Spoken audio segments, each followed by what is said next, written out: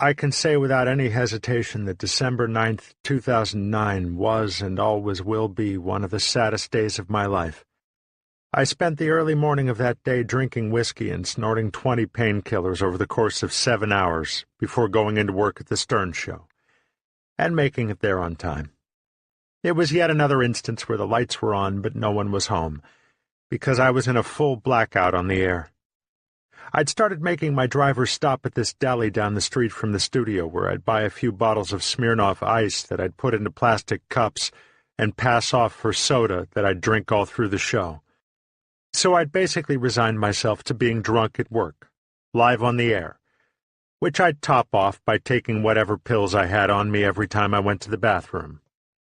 That's how I was operating that morning, and I was pretty far gone when I got there.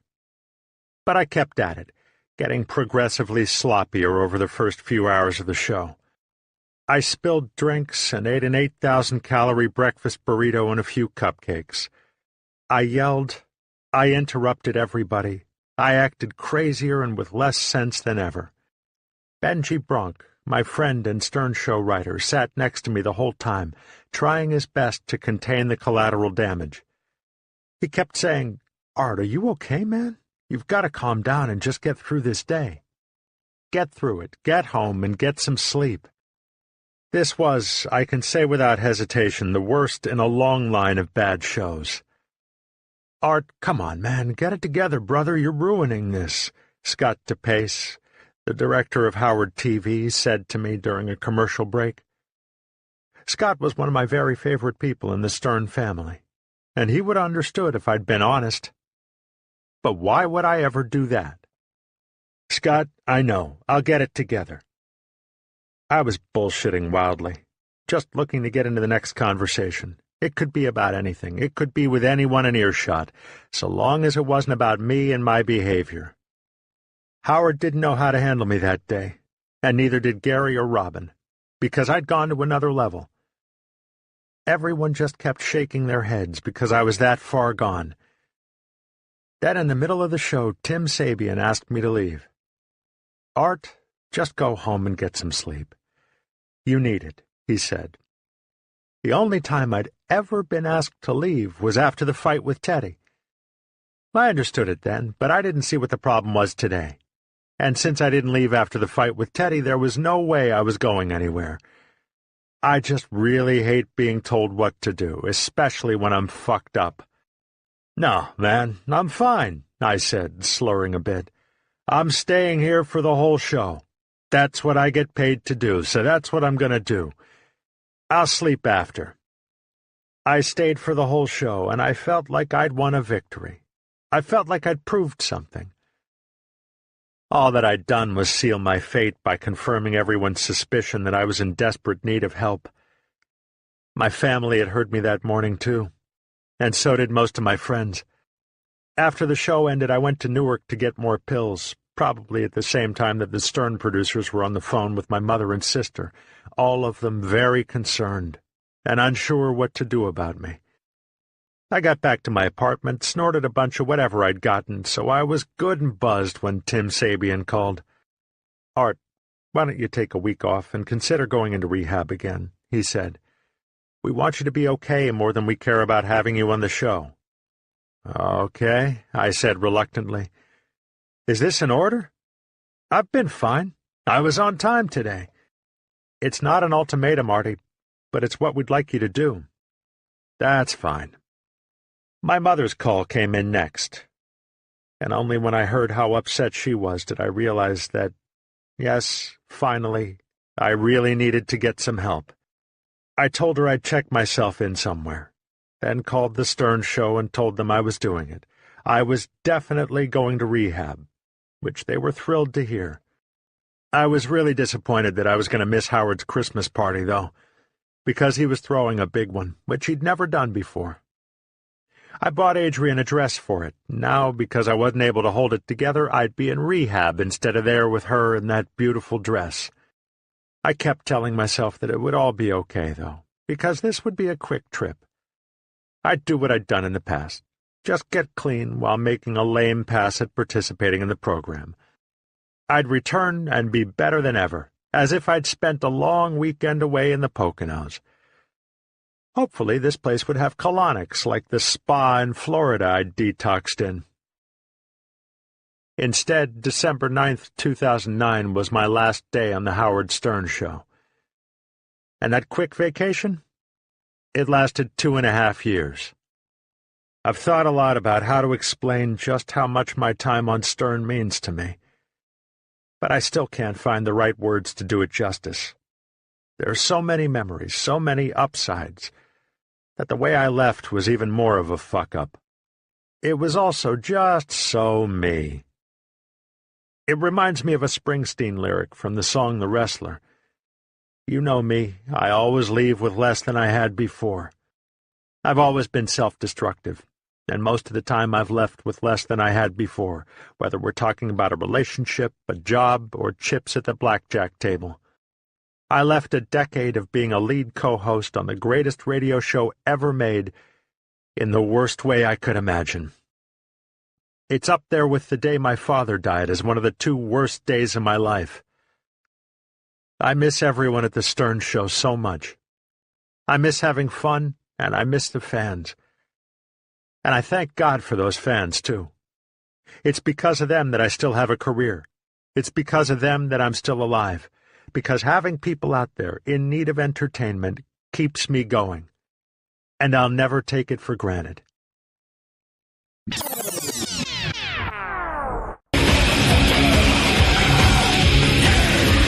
Sucker. Excuse me? I was telling Artie something, and then the microphone got turned on. I was in mid-rant. Artie wanted to know why I didn't like a certain person, and I informed him of why. I found out. Yeah. I wonder what that name was. Feel free to ask me off the air, because I hate this fuck so much. I wouldn't even mention him on the air and give him the attention. Somebody in the industry? Of course.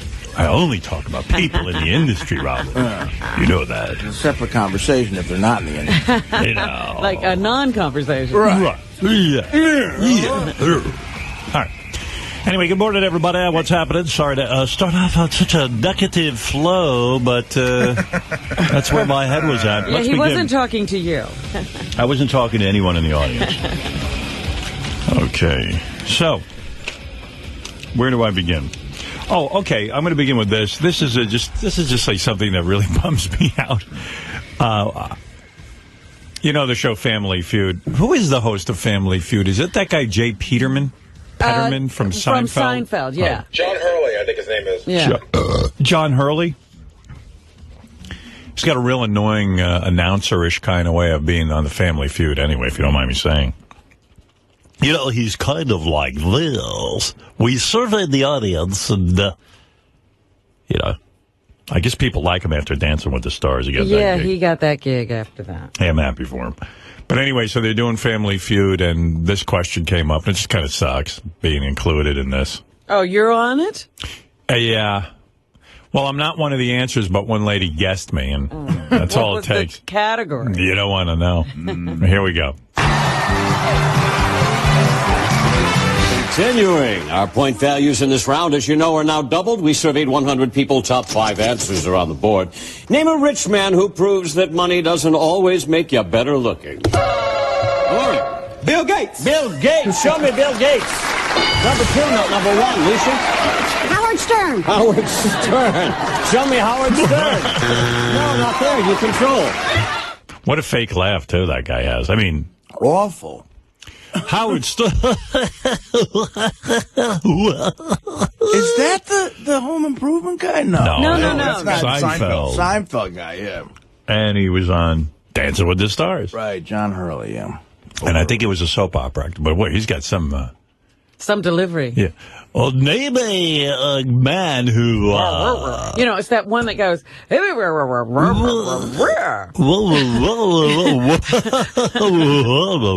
know, he's going up and down the scale. Try to talk like a human being. You know. But anyway, so... I hate that I'm one of those guys that everyone says, you know, now that he's good looking, he can get good looking chicks. What do you mean now that he's good looking? I mean, now that he's got money. No, they say now that he's got money, you know, all of a sudden girls find him good looking. It's true, but you don't want to be one of those guys. It's true, but you just hate having people say. Yeah. That's terrible. At least it was the wrong answer, though. At least when they surveyed a bunch Not of people. 100 people Right. said that. Just one old crow. Sounds like an old crow anyway. Continuing. Our point values in this round, as you know, are now doubled. We surveyed 100 people. Top 5 answers are on the board. Name a rich man who proves that money doesn't always make you better looking. All right. Bill Gates. Bill Gates. Show me Bill Gates. Number 2, not number 1. Lucia? Howard Stern. Howard Stern. Show me Howard Stern. No, not there. You control it. A nice laugh out of that, didn't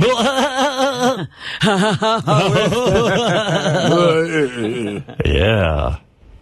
Turn off her Sirius, get her name, please, and immediately cancel her subscription. You think she's a subscriber? And turn off her computer as well. Thank you. We have the ability to do that through space. You know, we own satellites. Fuck with me, and I'll have my satellite chase you down. So, Brian Gumbel admitted on the Regis and Kelly Lee show, Kelly Ripa show, whatever. Kelly Lee is fine. I like Kelly. I'm friendly with her, and her husband married me. He did? How is that going? Yeah, he's a great husband. I'm so happy with him. Yeah? Her husband married me. Wait, did that sound odd? Yeah, it did. But anyway, he was our Justice of the Peace. He performed the ceremony. Thank you, Robin. God, what would I do without you? Her husband married me. Yeah. Her husband married me, and we're having a baby. No, but I like Kelly. But I'm still hung up on Kathy Lee and how much she disturbed me. I was so happy when Kelly Ripa got the job and the ratings went up. I celebrate that. Oh, yes. Kathy Lee, though, is back on TV. I see her on this morning show. But quietly, you know. She used to make a lot of noise over there at Regis and Kathy Lee. Yeah, well, it just ain't the same Kathy Lee anymore. She's a beaten woman, I mean. Yeah, life has given her a few knocks. Yeah. They've been humbled. Plastic surgery and looking so good. And, you know, she still, got that same squeaky laugh. Remember her laugh? It was like, hardly any voice to it. She's still doing that. Yeah, and I think they toned her down with talking about her kids. Well, I don't think, who knows what those kids are like now, but she doesn't mention them so much anymore. Right. Kathy doesn't Lee. mention Frank much. She doesn't talk about much at all. Yeah, and, and the whole thing, she's so Christian, and then Frank cheated on her. I think the woman's taking her knocks. I think she's down for the 10 count. She's like, woozy. Yeah. Frank, how can you do that to me? I'm so in the public eye, and God knows what shape Frank is in now, because nobody sees him. No, he's sequestered. Yeah. He's like Tiger Woods' mother-in-law, I think. Sequestered. Tiger Woods' mother-in-law was the one they dragged out of the house. Yesterday, there was a picture released while we were on the air in the morning that... And some woman was being taken out. Yeah, and everyone was speculating. They said, well, it can't be his wife because she's in Sweden. It turns out the wife was not in Sweden. She was home, and the mother-in-law came... The mother came... Elin's mother came to the house to see how she was doing. And evidently, Elin's mother is some sort of politician over in Sweden. Uh-huh. Well, and she was doing so badly that her mother fainted? Is that what you're saying? Yeah, and you got to feel bad for Tiger. Not only is he cheating, not only is his endorsement money starting to dry up, and it's starting to really all come apart, but how guilty do you feel if, like, your mother comes, she gets so upset she has a panic attack and drops dead? Oh, God. And it looked like it was so serious that she was going to drop dead for a second there. They even said at the hospital it seemed pretty serious, but they let her out the next day, and she was fine. But imagine if Tiger Woods' mother-in-law came. And he killed her. Yeah, she basically had a heart attack right in the house. I mean, it couldn't go anywhere. That would have been the end. I mean, that would have been the end to everything. You killed my mother. No matter how great a golfer he'd be in the future, he'd still be the guy whose mother-in-law got so upset that she had a heart attack and died. I think that's actually a Honeymooners episode. Yeah. So the Tiger Woods nightmare continues. The articles just get better and better and better. I know. I said this is 2 weeks now. And if it was booze, it would have been one day. Well, here's the Tiger Woods timeline, if you will, if you want to spend a second on it. Everybody's having fun with this. Like they now give the honor roll list of the women who've slept with them and tell you a little bit about them.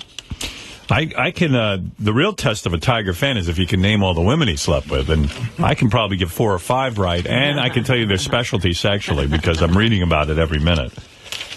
I don't follow golf, but I do follow the women he fucks. Yes. Well, who's going to help golf? You're a fan of his bed gymnastics, not his golf. Yeah, let me see. One article had a pretty good timeline.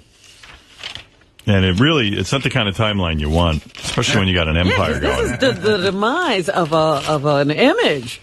This image is really battered. Okay, so Barbro Holmberg.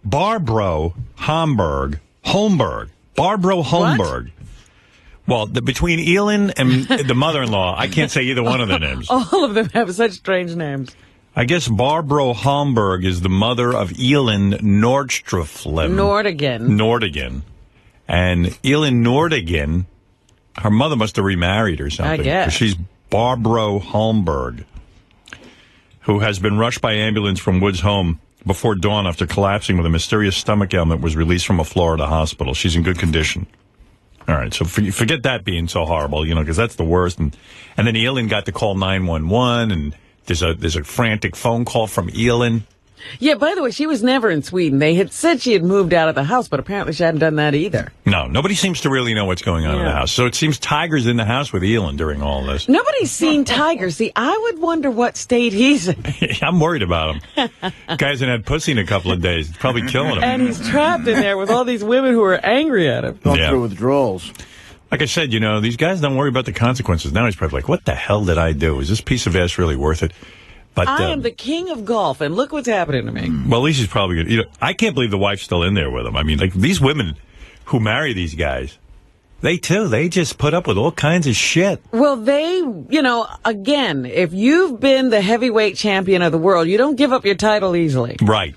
Yeah, it's been kind of fun. It's all fun except for being married to Tiger. Right. Now he's fucked it up. Look at it. Let's see. Holmberg, a 57-year-old Swedish politician and grandmother of 2. Man, I'm 55. I'm not even a grandfather. Thank God. All these people, they got major shit going on. 57. Her mom's 57, a Swedish politician, grandmother of 2, is in Florida to support her daughter, Elin. The grandmother of 2 it's 2 of Tiger's kids. Yeah, grandmother of 2. Grandmother of Tiger's kids. Right.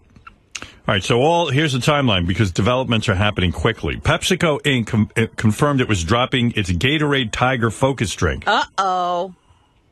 Oh, Artie's got his breathing thing. I got to Artie, I'm going to bring your mic down. The wheezing thing? You're breathing and wheezing. You're like this. You sound like Ellen Nordegren's mother. Yeah, you sound like we need to call the hospital. I'm calling 911. Quickly. I'm like the Nordegren family without the looks.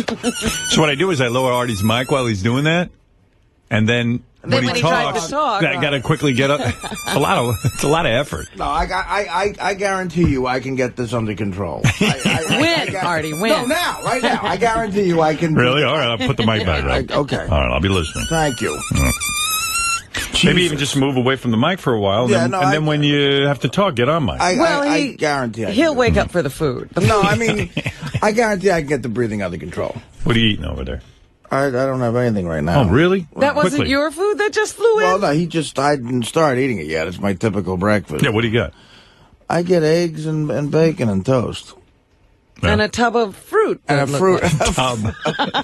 Nah, I'm not quite Benji status, but I got your basic fruit. Yep. That's good. Your basic fruit. I like to see eating the fruit. Yeah.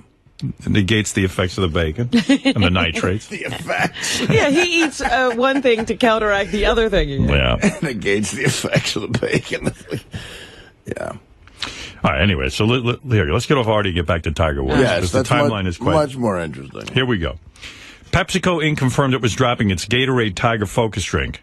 But, of course, they're saying sales were down 33% anyway, and they were going to drop it anyway. But I don't know. Do you believe that? No. I don't. No. All right. They certainly wouldn't announce it. I mean, it's an interesting timing. There was more evidence that Woods' lucrative sponsors were worried about the fallout. The Nielsen Company reported that the golfer was last seen in a primetime ad on November 29th in the 32nd spot for Gillette. Right-wing radio jock Rush Limbaugh used Wood's scandal to bash President Obama on his syndicated show. Now, how does he do that? What's the tie-in? Declaring that Obama had let African Americans down. Yeah, because Obama's black, that means that he represents all black Americans? He's such a fucking asshole. Yeah, exactly.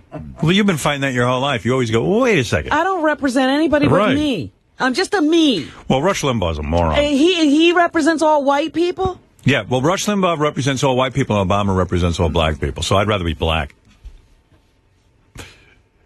I don't want Rush Limbaugh representing me just because he's a white guy. He's a fucking pig, a stupid-ass pig. Got to agree with that. I fucking can't stand him. Such a blowhard asshole. I hate that he makes a ton of money. Yeah, I mean, it's like God put an asshole on a face. Yeah. Anyway, declaring that Obama had let African Americans down and that the black frame of mind is terrible, Limbaugh added, I'm sure Tiger Woods' choice of females is not helping him out. All of Woods' alleged mistresses are white. The black frame of what? Yeah. Read that sentence again. Maybe I should read it like Rush Limbaugh. Yeah. Artie does a real good Rush Limbaugh, but ladies and gentlemen, look, the black frame of mind is terrible.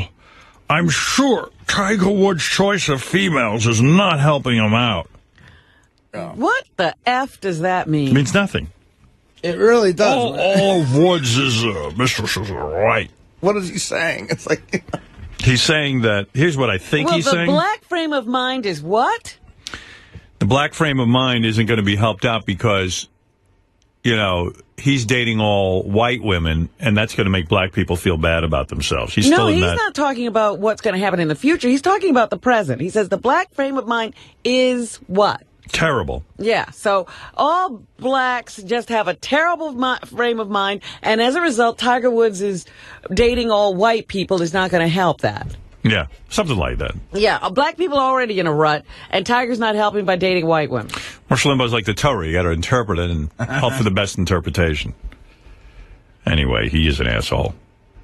Like, what's that got to do with anything? He's just, Nothing. Really out of things to say. Yeah. I am out of things to say. That would be such a great show if he just came on and said I'm out of things to say. I've actually hit the bullshit limit. My bullshit meter is pinned. Yes. Let's see. And then going down the timeline, another woman porn actress, they got a woman. Another woman porn actress, Veronica Siwick Daniels, was outed by Deadspin.com as Wood's favorite. That's 11. Yeah, Siwick Daniels, who performs under the name Jocelyn James and specializes in kinky sex, was Wood's full-time mistress, the site reported. Wow. Full-time. I've already forgotten about that. Rachel chick. Rachel Unchunchicks. Ukatel. I've already forgotten about Ukatel. But she, I don't know, it appeared that like maybe she would get some money for keeping quiet, but if... Not anymore. No. Yeah, she looks... Ukatel is now covered by the dust of 9/11. Yeah, the whole building collapsed. If I'm Tiger Woods, I'm saying, why am I paying to keep her quiet? I mean, they're all coming forward. It's not enough. Siwick Daniels has provided years of faithful service to Woods' virulent sexual appetite, according to the site. Now his appetite is virulent. Ooh.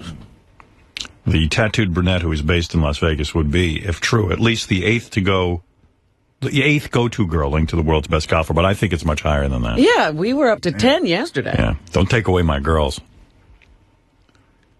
And then, I don't know, then the timeline goes on, all the stuff you know already. How many women do you think there are ultimately? I mean, not all of them are going to talk. Here's my thing. No, not all of them are going to talk. We had a broad call in and say she banged Tiger Woods, but... And she's not going to reveal. Yeah, she's going to keep quiet about it, except on our show. But who knows if that was true. But look, here's the thing. I do believe that Tiger Woods, what's going to happen, because people always want to know, you know, crystal ball stuff. What's going to happen is, this is going to go on for, you know, a good long while, and then eventually it'll die down.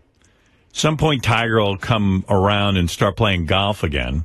Right, that's what he needs to do. And like Kobe Bryant, who was under so much fire, and people before him, they go out and start playing the game. And if Tiger, this might even motivate Tiger to be more incredible as a golfer. Well, let's hope, because that's what happened with Kobe. Kobe, you know, really upped his game. Right. And what will happen is people start to forget, and then they'll say, hey, Tiger's a great golfer. And I do believe that he will maybe not be at the same level with his endorsements. I think he will lose endorsements because he's kind of a joke. But, picture 2-3 years from now, and Tiger's still doing amazing things on the golf course. And, and now he's sort of got his, he's already admitted somehow publicly he was a sex addict, but he's got it under control and he's seeking therapy and all that stuff. You'll see. He'll be totally, fully redeemed. Well, I think his endorsements will change. Like he could get the pristine triple A endorsements. Now he'll start endorsing booze. Do you think now he'll be like in the New York Post with his new suit on with that little tailor guy? I noticed that like a lot of football players who aren't real well known here in New York. Yeah. There's an ad in the New York Post where you see a football player getting measured for a suit, and there's some tailor. And it's always whatever season. It's the football players, the basketball players, whoever needs custom clothing. I always feel bad for those guys because, they can't get any endorsements except for that little tailor who, right. Seems to hire them for $1,000 or $2,000. Maybe Tiger will one day have to be in Vegas in a gladiator outfit. Who knows? Who knows? But, who knows what's going to happen. If I was him, though, I wouldn't be paying all these broads all this money. I would just say. He can't. They're all talking. What's he going to pay him for? Well, I know he's thinking of giving Elin more money to stay with him. I wouldn't do that. I would just say, fuck it. Elin, leave. It's tainted. It's tainted dough. Yeah. And Elin just, I don't blame you for leaving. That's what I would say. But what does she leave with if she doesn't take the more money? Because I think in the prenup, she didn't get much if she doesn't stay there 10 years. Yeah, in fact, I'd say to her, you know what?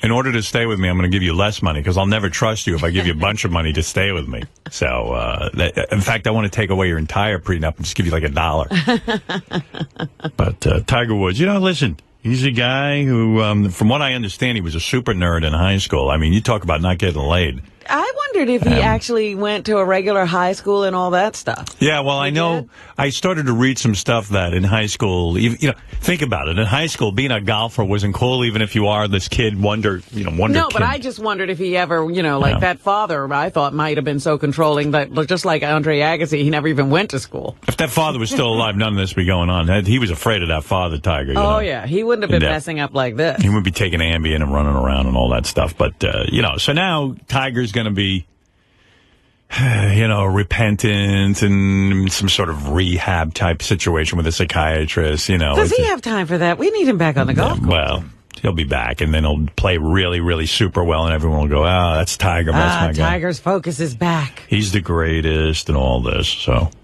Yeah, it'll work out. It would be funny, though, if he was completely derailed by this and never broke that record. Yeah, that'd be pretty cool. But that ain't going to happen. That ain't going to happen. Good for Jack Nicklaus. Jack Nicklaus loving it.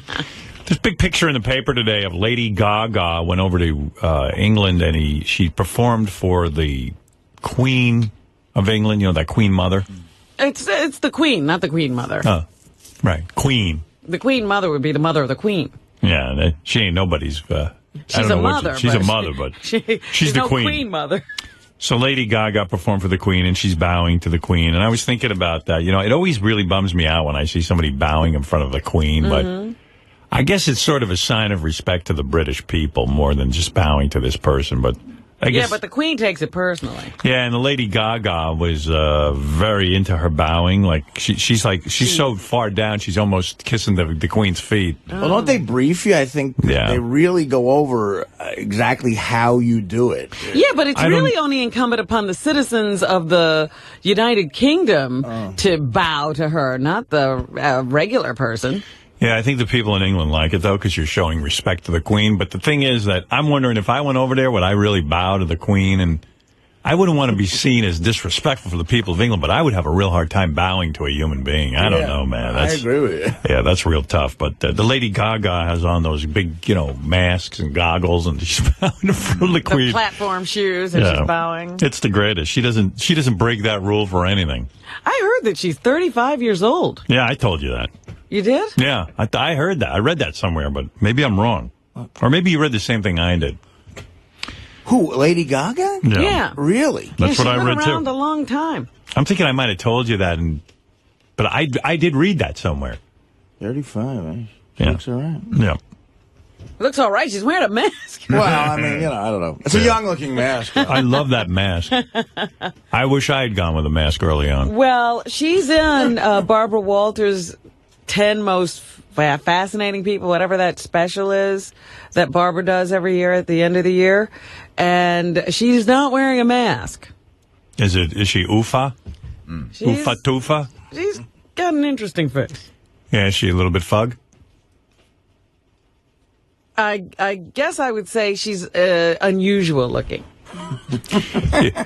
One woman said in the paper she was writing about Tiger Woods, women are really piling up on this one. And Lady Gaga's 23. She's not 35. Yeah, who said that? I read it too, so I'm going to start spreading that rumor that she's 35. I'm sticking with that. Why not? Yeah, because, some people are saying she's a man, so we might as well say she's 35. Some woman was writing in the paper saying that, like, this Tiger Woods thing, she was really beating up on Tiger real good. It's just a great opportunity. This is an opportunity. You're not kidding. So, to talk about what shitheads men are. And they, this is just let's beat up on another shithead. I gotta miss that one. So, she's writing, she goes, and everyone always says, gee, can you believe Tiger cheated? Look at that good-looking wife of his. She goes, as if ugly women, it's okay that you understand when they're cheated on. I'm like, well, yeah. I love it. Anyway. So, yeah, it is hard to comprehend because that Tiger Woods wife is a little bit of a piece of ass, huh? And, but, guys... It's not hard to comprehend at all. People have cheated on Christy Brinkley. The most beautiful women in the world have been cheated on. Yeah, because a lot of them are shitty in bed. And the thing is, too... No, because their husband cheated on them. Yeah, well, it's usually about the shitty in bed thing. No, it's not. You could be turning cartwheels. Like I was saying, Tiger Woods was a real nerd in high school. Look at that punum. Good look. See, Artie, I got to pat you down again a little bit. Artie's breathing. No, I was just laughing at what you said. No. First you would go. Telling you. I was laughing. All right. No, it was before the laugh. I know the difference. I need a tape of this. He needs proof. He needs proof of what's going on. Anyway, what I'm saying is... Punham is funny. All right. What I'm saying is look at that guy Tiger Woods' face. Right. He's goofy. And women do find him goofy looking. And all of a sudden, he made a lot of money. And he went berserk.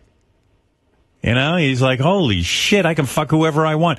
And, I think when you have a father who's telling you you're God your whole life because you can hit a stupid ball, you begin to think you're entitled to never having to answer to anyone, never having to look at consequences, and never really having to be said no to. There were no consequences because everything was taken care of for him. Right. And his father did all the thinking and all the decision making. And so once he got out on his own, he didn't know how to do anything right. Yeah, and you start to think, well, you know what? I am entitled to do this. And, in order to please my father and get this unconditional, this euphoric kind of love where my dad treated me like a god, but I had to make sure I hit the golf ball like a god. So he's got to be full of anger and resentment. Tiger Woods, think about it. Your whole life, if you don't hit that ball good, your father doesn't fucking look at you. Plus the missed time in adolescence of, screwing around. He immediately, he didn't have any wild dating history. He was no Derek Jeter even when he was golfing. Right. So he's gone berserk. But the man's gone crazy. Yeah. But it's no excuse, but that's just the way it is. And that's how things go down. And, hey, here's a real sexy thought. This is crazy. These two really good-looking high school teachers over in Brooklyn, they were just fired or tossed out or they're going to be reassigned. I don't know how it all works, but they have pictures of them. There's one 29-year-old and a 31-year-old. I think the 31-year-old is married to a guy. The 29-year-old is super hot. They're both hot.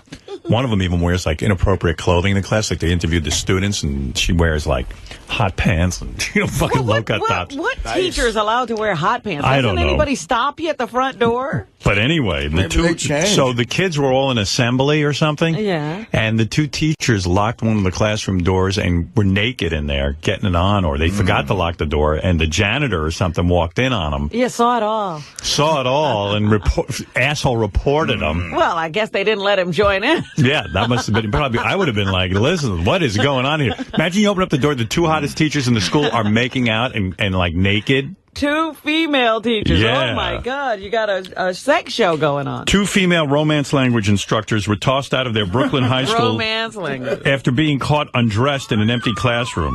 Students at James Madison High School in Midwood, that's in Brooklyn, were watching a talent show in the auditorium while Alini Brito, rhymes with Frito. Can somebody get a regular name? No, there's no such thing in America as a regular name anymore, like Quivers.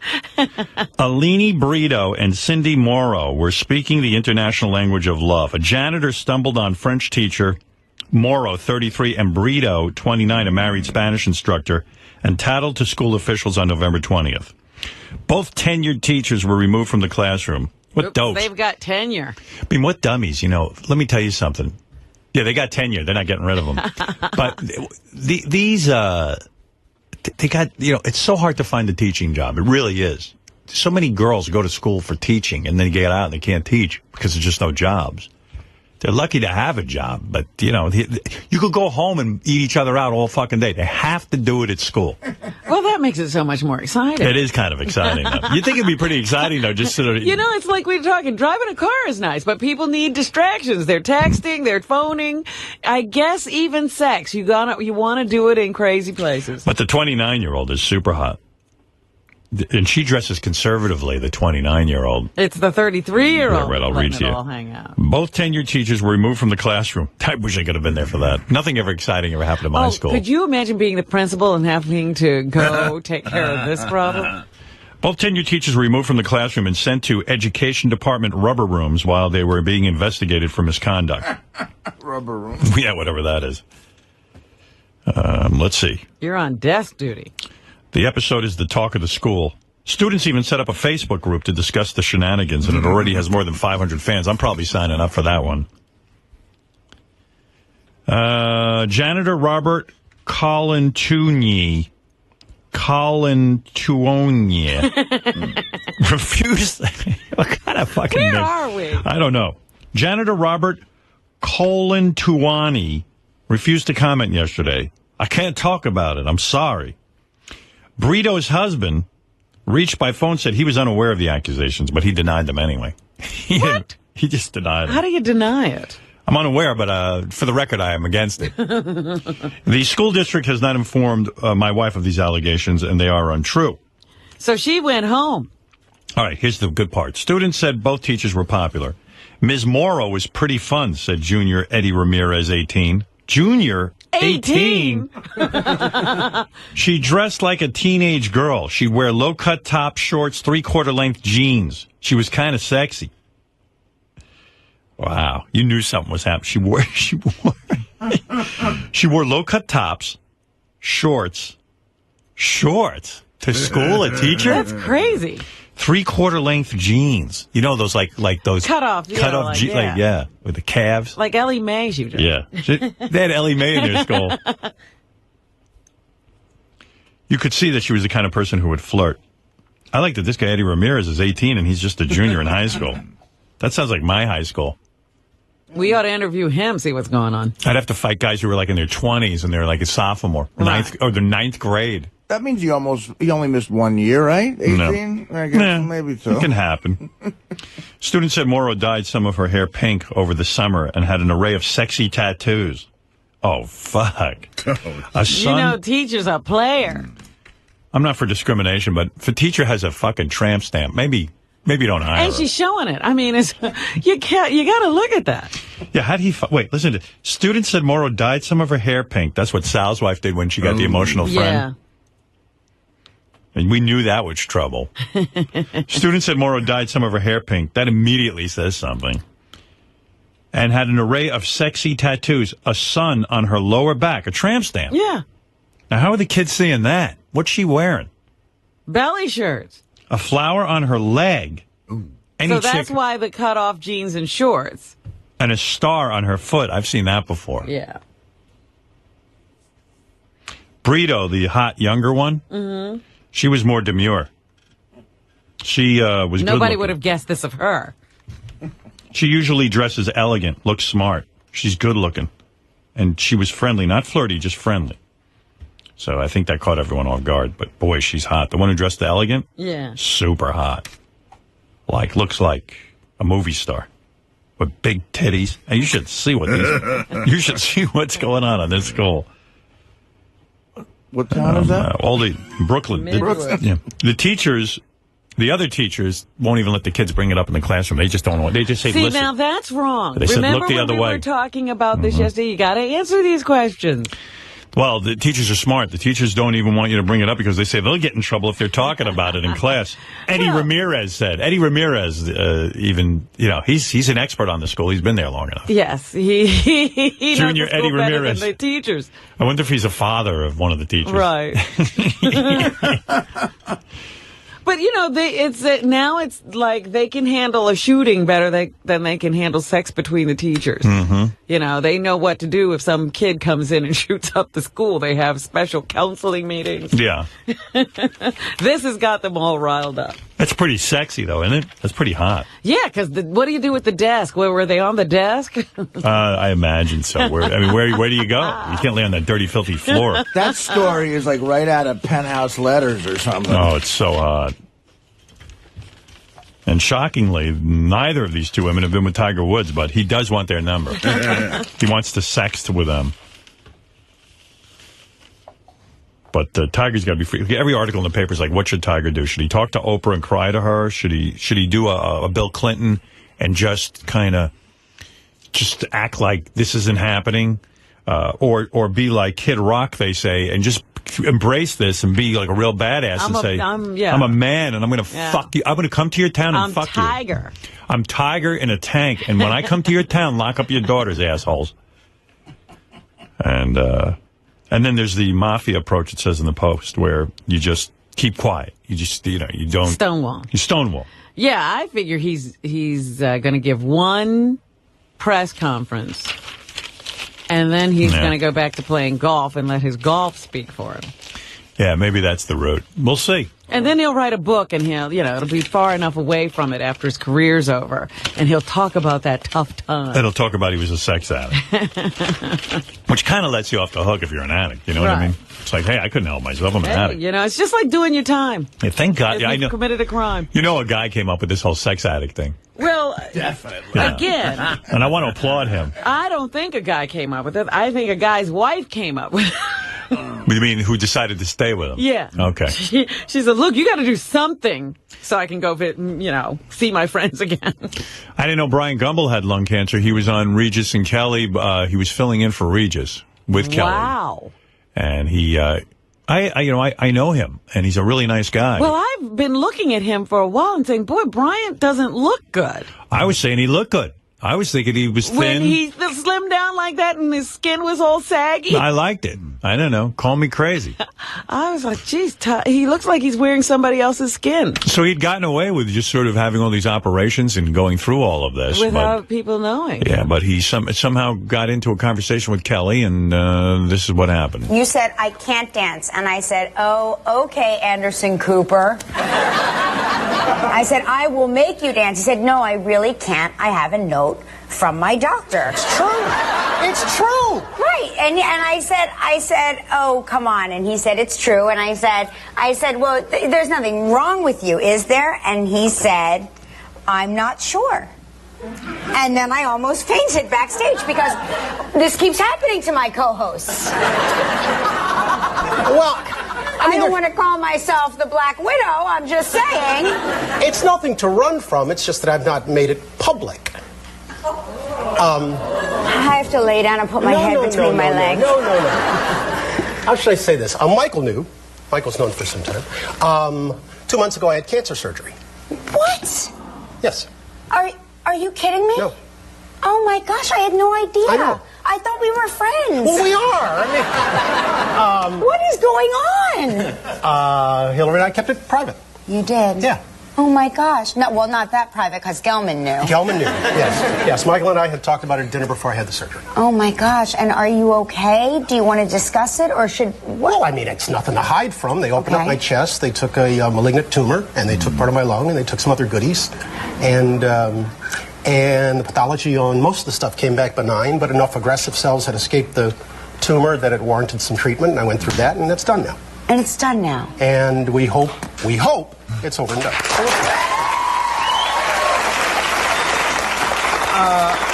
everybody gets cancer. I'm seeing my oncologist next week, and I'm seeing my surgeon next week, and I hope they greenlight me to play golf again and do a bunch of other things. They won't let me lift, won't let me play golf, won't let me dance. Won't let you dance. So everybody I know has got cancer. Wow. It's wild. I still think it's got something to do with all the crap in the atmosphere. Like, everything's got chemicals all over it. It's got to be, right? The guy's not a smoker. You're ignoring the food. The food is chemicals, Now, too. you always say that. I'm not gonna ignore that anymore, Robin. Yeah, I mean, you got to think about it. Yeah. I had an incident in a restaurant yesterday. Oh, my God. I was sitting there, For a restaurant?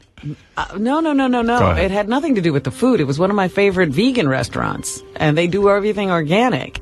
And this woman was sitting there next to me at the next table having lunch, and, my lunch partner joined me.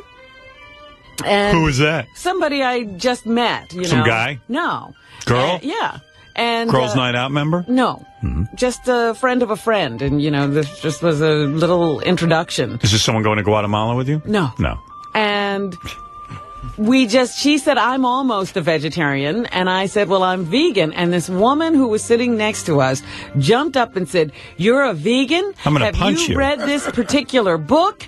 And then she went on for about 15 minutes nonstop without taking a breath.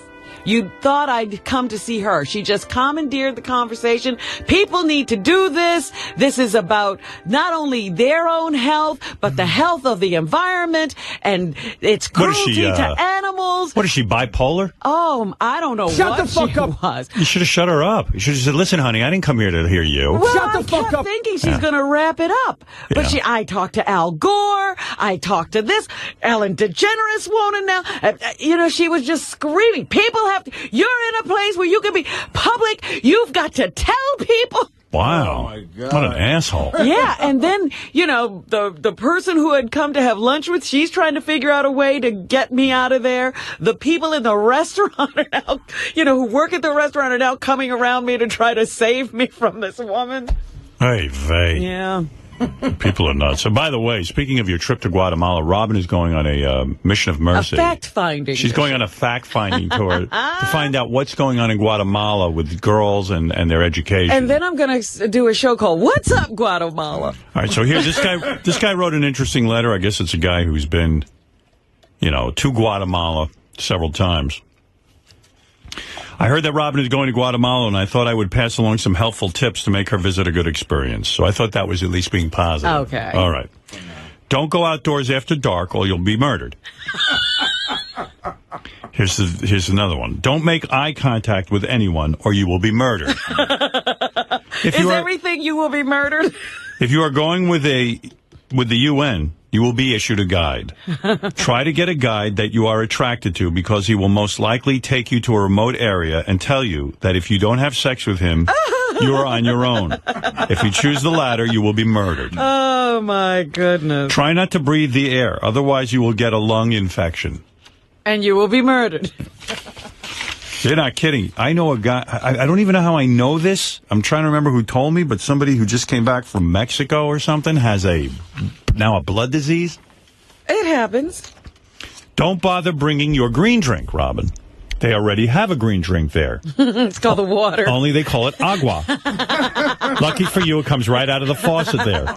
Don't bother bringing your enema apparatus either, because the agua will do a pretty good job of cleaning you out. I drank some of it and felt like I was shitting out stuff that I ate in 1988. This one says, he also says, bring a camera. Yeah, because you want to watch all this. When you try to describe the size of the cockroaches you will find in your room to your friends back home, they will not believe you. So you might want to take some pictures. Don't let anyone know that you have a camera, or you will be murdered. Never smile in public. The native people will murder anyone that they feel is happy in any way. Also, if they see how many teeth you have and how straight and white they are, they will know that you have money, and you will be murdered.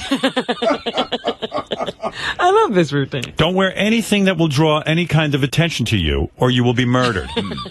What draws attention to you?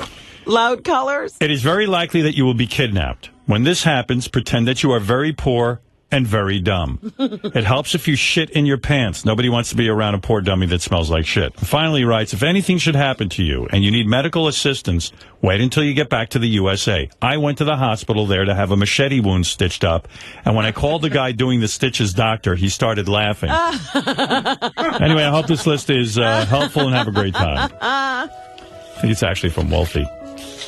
So there it is. Beautiful. That was a beautiful letter. Why is Fred playing hero? For Robin. That's me. Oh, because you're going to go on a Guatemalan fact-finding tour? Save the world. Right. And be murdered. Maybe We Are the World is more appropriate. You think? Yeah, I don't know. But that's we. She's a hero. Well, she's going with a fact-finding mission. Oh. That's right. She's going with a group. Focusing on her. All right, anyway. That's the story on Robin, and I thought that I'm was very excited. Yeah, about being murdered? Yes. Yeah. I hope to see you again. If not, I guess I got to do the final year myself. Oh. It's going to be me, Fred, Artie, and Benji sitting here looking Fred's at got enough of me on tape. Yeah, we'll try and work with that. Yeah, I'll work with those tapes you have. It'll be fine. Robin, Robin, how you doing over there? All right? Everything okay? Hold on. Oh. See, it's that. I need a cock. Oh. You know you are better like that. 4 inches is fine. All right, honey. Like, can't you talk about anything but sex? I need a cock. I guess not. All right, let's go. Penis, penis, penis. I want my penis. All right. Go away. I hate you. You hate me. Ooh. There's an amazing story that just came out, too. I should mention this, that these... where the hell, what country is this? These Hungarian guys who were living in caves because they were, like, homeless. Yeah. They just inherited $7 billion. I know. I keep reading that story and going, that's not true. Yeah, I thought it was a joke. 2 brothers living in a cave outside Budapest who survived by selling junk they find in the street found out that they are heirs to a $7 billion fortune.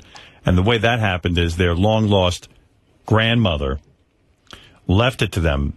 Like, they couldn't stand their mother, and I guess the grandmother couldn't stand the mother, and she cut out the mother and just went right to these guys and gave them $7 billion. Yeah, but why were they so bad off they were homeless? We knew our mother came from a wealthy family, but she was a difficult person and severed ties with them. And then later abandoned us, see? And we lost touch with her and our father until she eventually died. But, I mean, no education, no ability to... Yeah. They were just sort of on their own, so they fell through the cracks. And I thought something kind of fucked up. Jeff Bridges is going around saying now that the Iron Man movie that I love so much and everybody else did, that it had no script. It's I got to ask Favreau that if we ever get him on the phone. And Gary, maybe you should. We just only have one question. Do you think that he's describing a chaotic situation where they would just turn to the actors and say, well, you guys have any idea what you could say? I don't believe Jon Favreau is directing Iron Man without a script. I don't buy it. But it came together awfully well for no script. Yeah.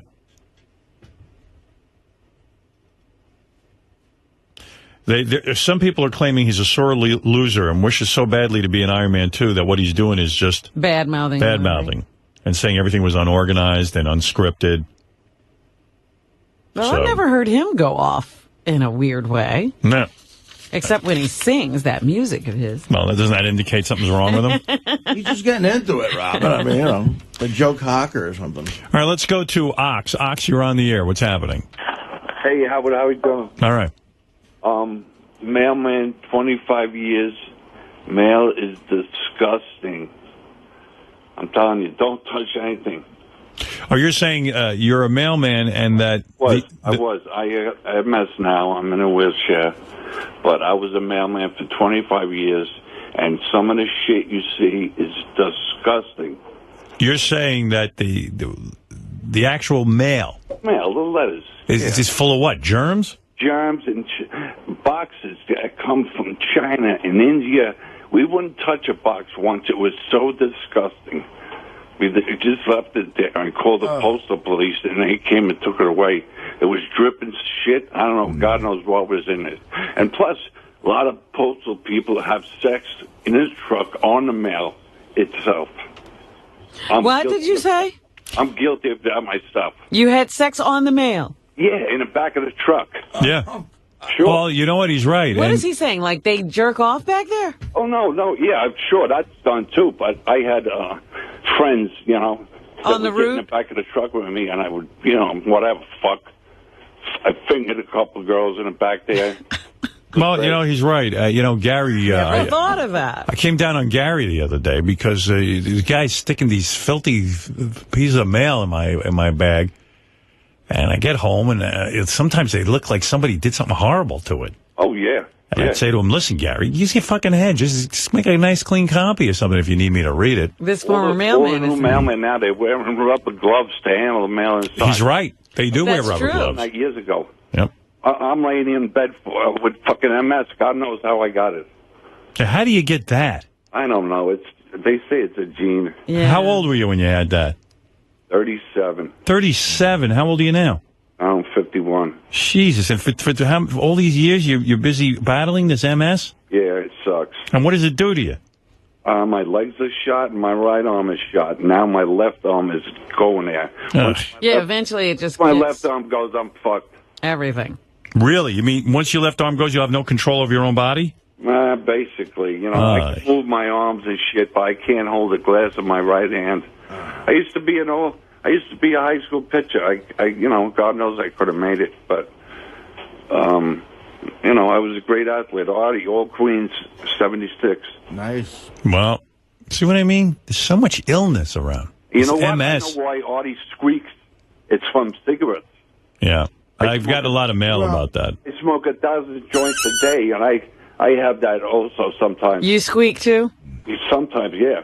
You know, I hate to say it, since I stopped the other shit, I've been smoking a ton of cigarettes. It's from smoking. Yeah, I watch Celebrity Sex Rehab, and all these addicts, you know, they smoke like chimneys. Well, even alcoholics, if you go to an AA meeting, it's cigarettes and coffee. Yeah. Oh, my God. For some reason, they're okay in rehab with cigarettes. So it's the Yeah. one thing they have, and they sit there, they suck on those cigarettes like they're babies. You got to get off that. You know what? It's almost not even worth getting off everything. If you're going to smoke that much, you might as well just let yourself go completely. Well, because I've even heard some heroin addicts say cigarettes are harder to kick than any of the other stuff. Right. Exactly. Yeah, but, you know, cigarettes are... Eventually, they'll kill you, but, you know, they'll let you live your everyday life. I'm so glad I have that discipline to knock off doing whatever it is that's bad for me. Howard, you should calm down. You're in great shape. Man. You're just crazy, man. Calm down. By the way, you know, he's talking about having sex in the mail truck. Yeah. Last night, I saw one of those BBC documentaries. Remember the one about the couple with the horse? Yeah. Well, now they have one of two guys who are in love with cars. Yeah, I was going to play you that one. I have seen it. You have it? Because I was going to say, we got to get clips. You want to know something? It's so weird that I didn't play it because it just sounds fake. It's not fake. You I know. see these two guys? I know. I'm telling you. And the one guy is just, every time he sees a car, he gets aroused. No. Well, that's like that. It's this. I found at the same time I found that documentary on people who are in love with metal and bridges. See, I didn't know about that. Yeah, and I was didn't like, play it for you. Because they're called, what are they called? I forget. Mechanists? Metalheads. Metalheads. What do you do? So, can you still have sex? Yeah, I take Viagra. Yeah, you got a wife? I got a girlfriend. The same girl I used to work with in the post office. And she's out hurt now, too. She got a bad back. She fell on a job. Yeah, well, she stayed with you at least. Yeah. Well, you know, we have our moments, but she's a cool chick. What is it, JD? I was going to say the people that like to fuck cars are called mechaphiles. Mechaphiles, yeah. And I'll put those clips back up. Hey, I was just telling somebody, you know, I was talking to JD this morning. He went to the doctor. He looks like he's doing okay. Doesn't he? Like he's combing his hair and everything? Yeah. He's combing my hair. Yeah, you look good. Almost well, my hair. I'm telling you, you look like a new man. They gave him Xanax, he was describing to me. I'm talking to this guy. He was making total sense. He wasn't fumfering around. I think the Xanax might be the answer for you, pal. You were actually understandable. Whatever. You're smiling today? Yeah, because I like to... Look at this guy. You're a whole new guy. I'm go lucky. You know why? He's high. I mean, I took his Xanax before work, so... Now, when you take the Xanax, all the stuff goes away that was bothering you? No, I mean, I just I don't know. Oh, that's Look how happy. Look, he can't even. He's euphoric.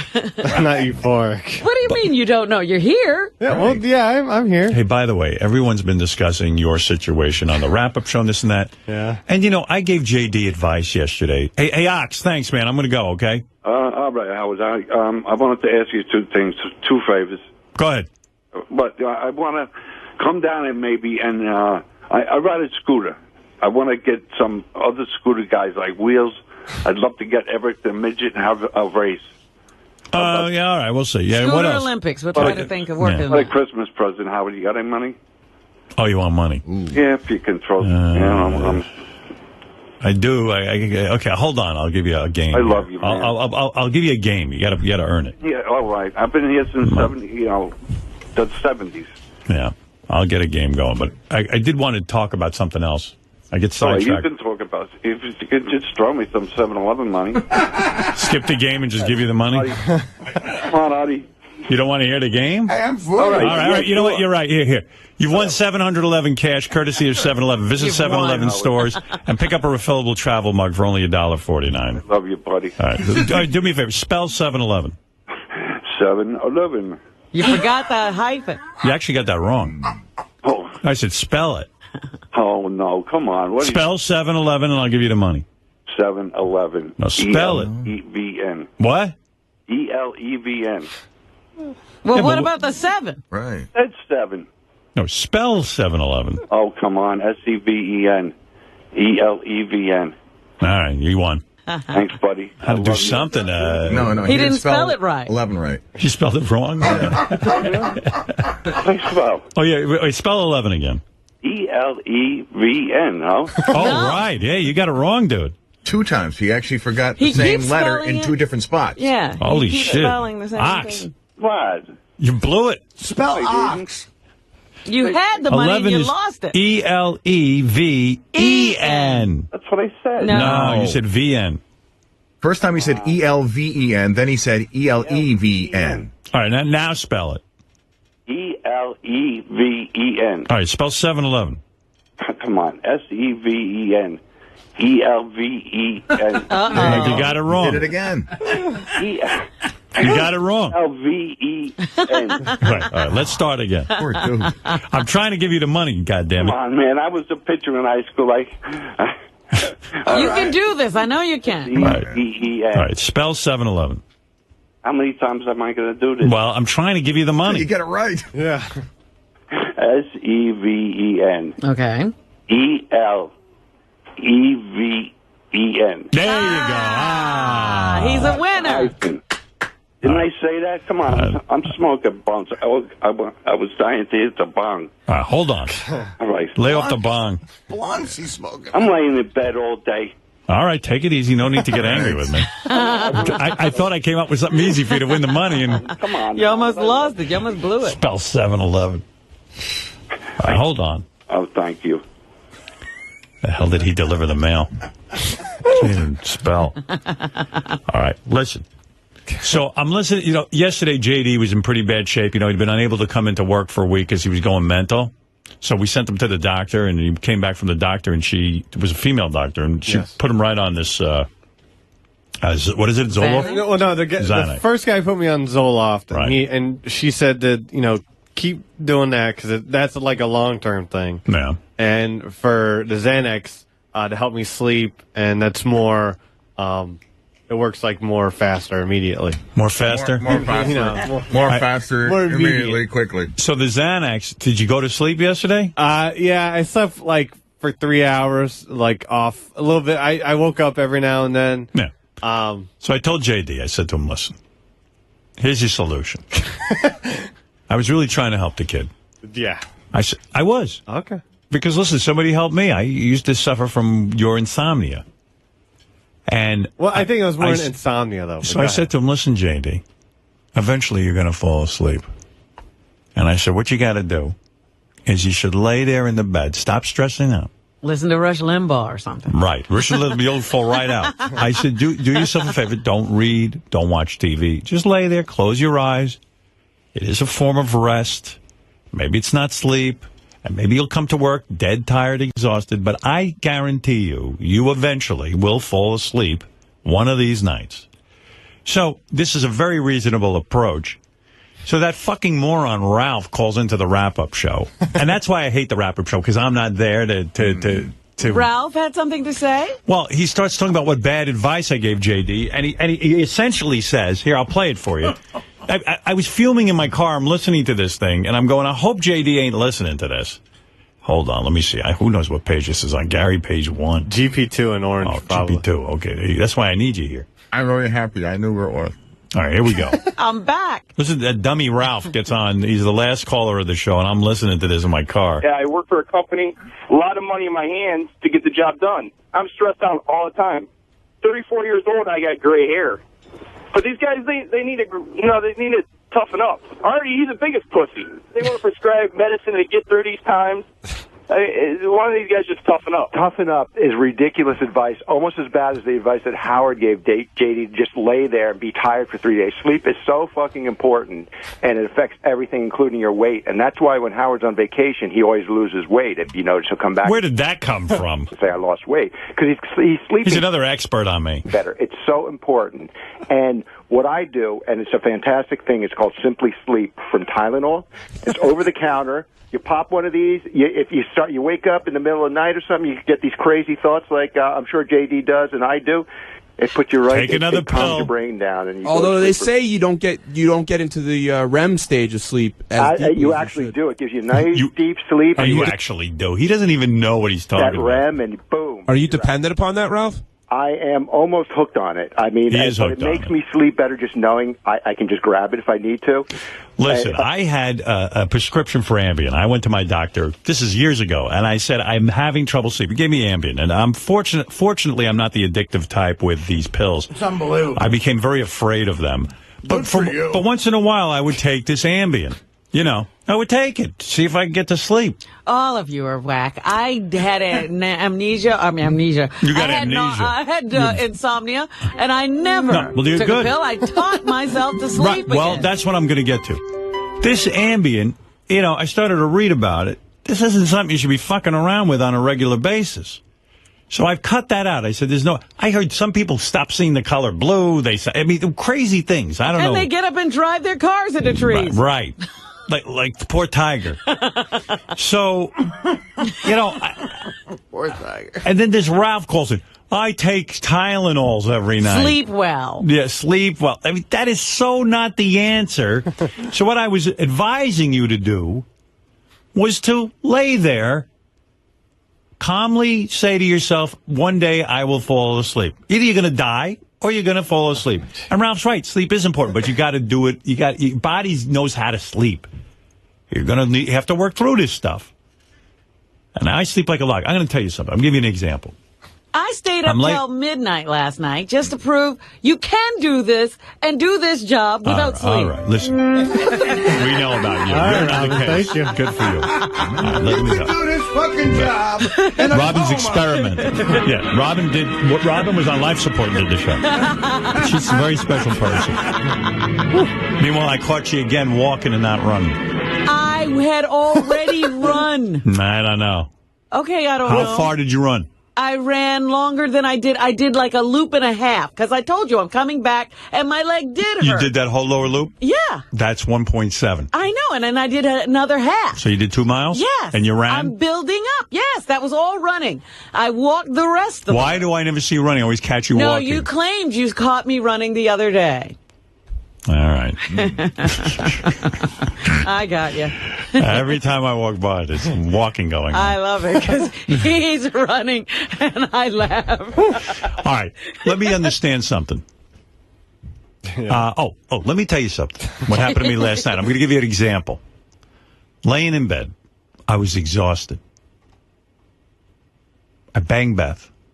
I'm just throwing that in to show you I get laid. Has nothing to do with this story. But actually... maybe that's part of it. Actually it is.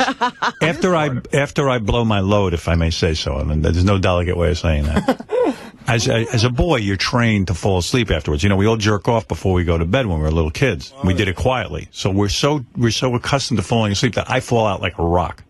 I mean, it's out, lights out. That bell and Pavlov's dog. It's a Pavlovian thing at this point. Absolutely, Robin. So Beth and I have sex, and within 3 minutes, I am out cold, and I'm in beautiful sleep. Yeah, like, I'm out. That's why women love guys so much. We bang them and then fall asleep immediately. But they don't understand.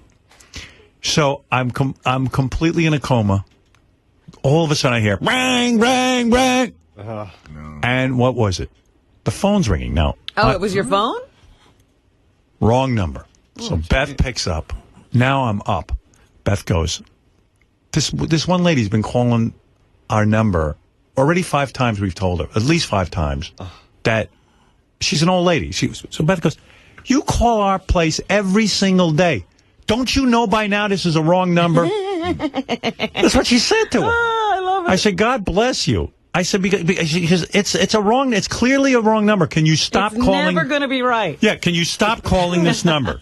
So we think we have the problem licked. So anyway, now I'm up. Now, in the old days, I would get so crazed from this because now I'm wide awake. And I even said to Beth, oh, great. Now I'm wide awake. Like, I'm ready to go out to work. I've only slept for a half hour. I'm never going to fall back asleep. That's what now I have a different attitude. And here's the attitude. You want to know what I said to myself to calm myself down? What? I laid in the bed. Now listen, I'm telling you something. I'm giving you a solution. I know. Maybe you'll try this. I said, first of all, I'm going to lay here with my eyes closed, and I might not fall back asleep. I might be up all fucking night.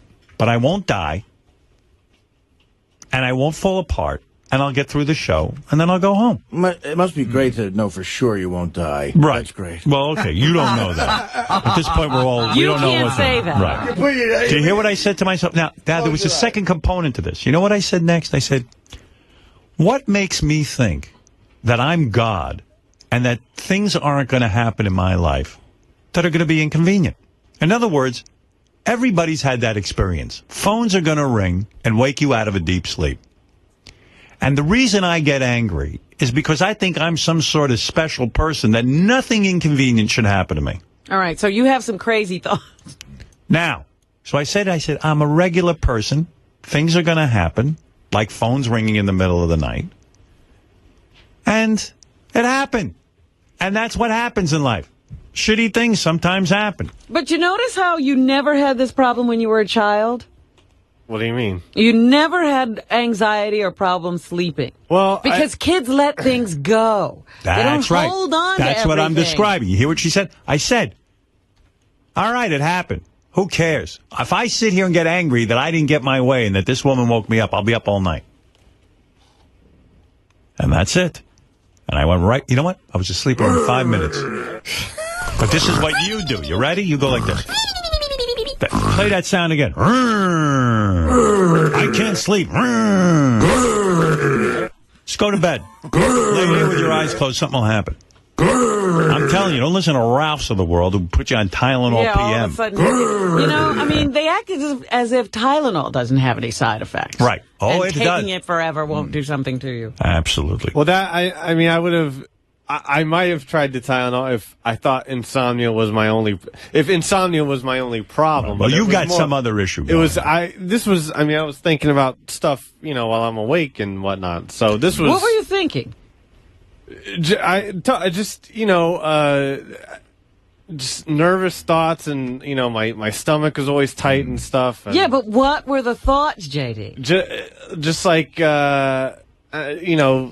out of the house and Are you being thinking away. something's going to happen? Your anxiety says, if I go here, bad things will happen, or maybe I'll get this, or maybe there's somebody there, or maybe that person can't be trusted. What is going on? Not necessarily that, but it was just uncomfortable. I felt uncomfortable being away from my apartment, which is, your base. Yes, but that comes from thoughts. You thought something that made you uncomfortable. But it wasn't. He's scared of black people. He's afraid. I think it might have been this conversation. He's afraid to tell me. Well, listen, it's obvious JD knows what's bothering him. He doesn't want to share it with you. Well, it's not. No, he's embarrassed about it. All right, that's fair enough. I don't need you stressed out right now. I see you're in a good frame of mind. Whatever this pill is you're taking, You got you smiling like a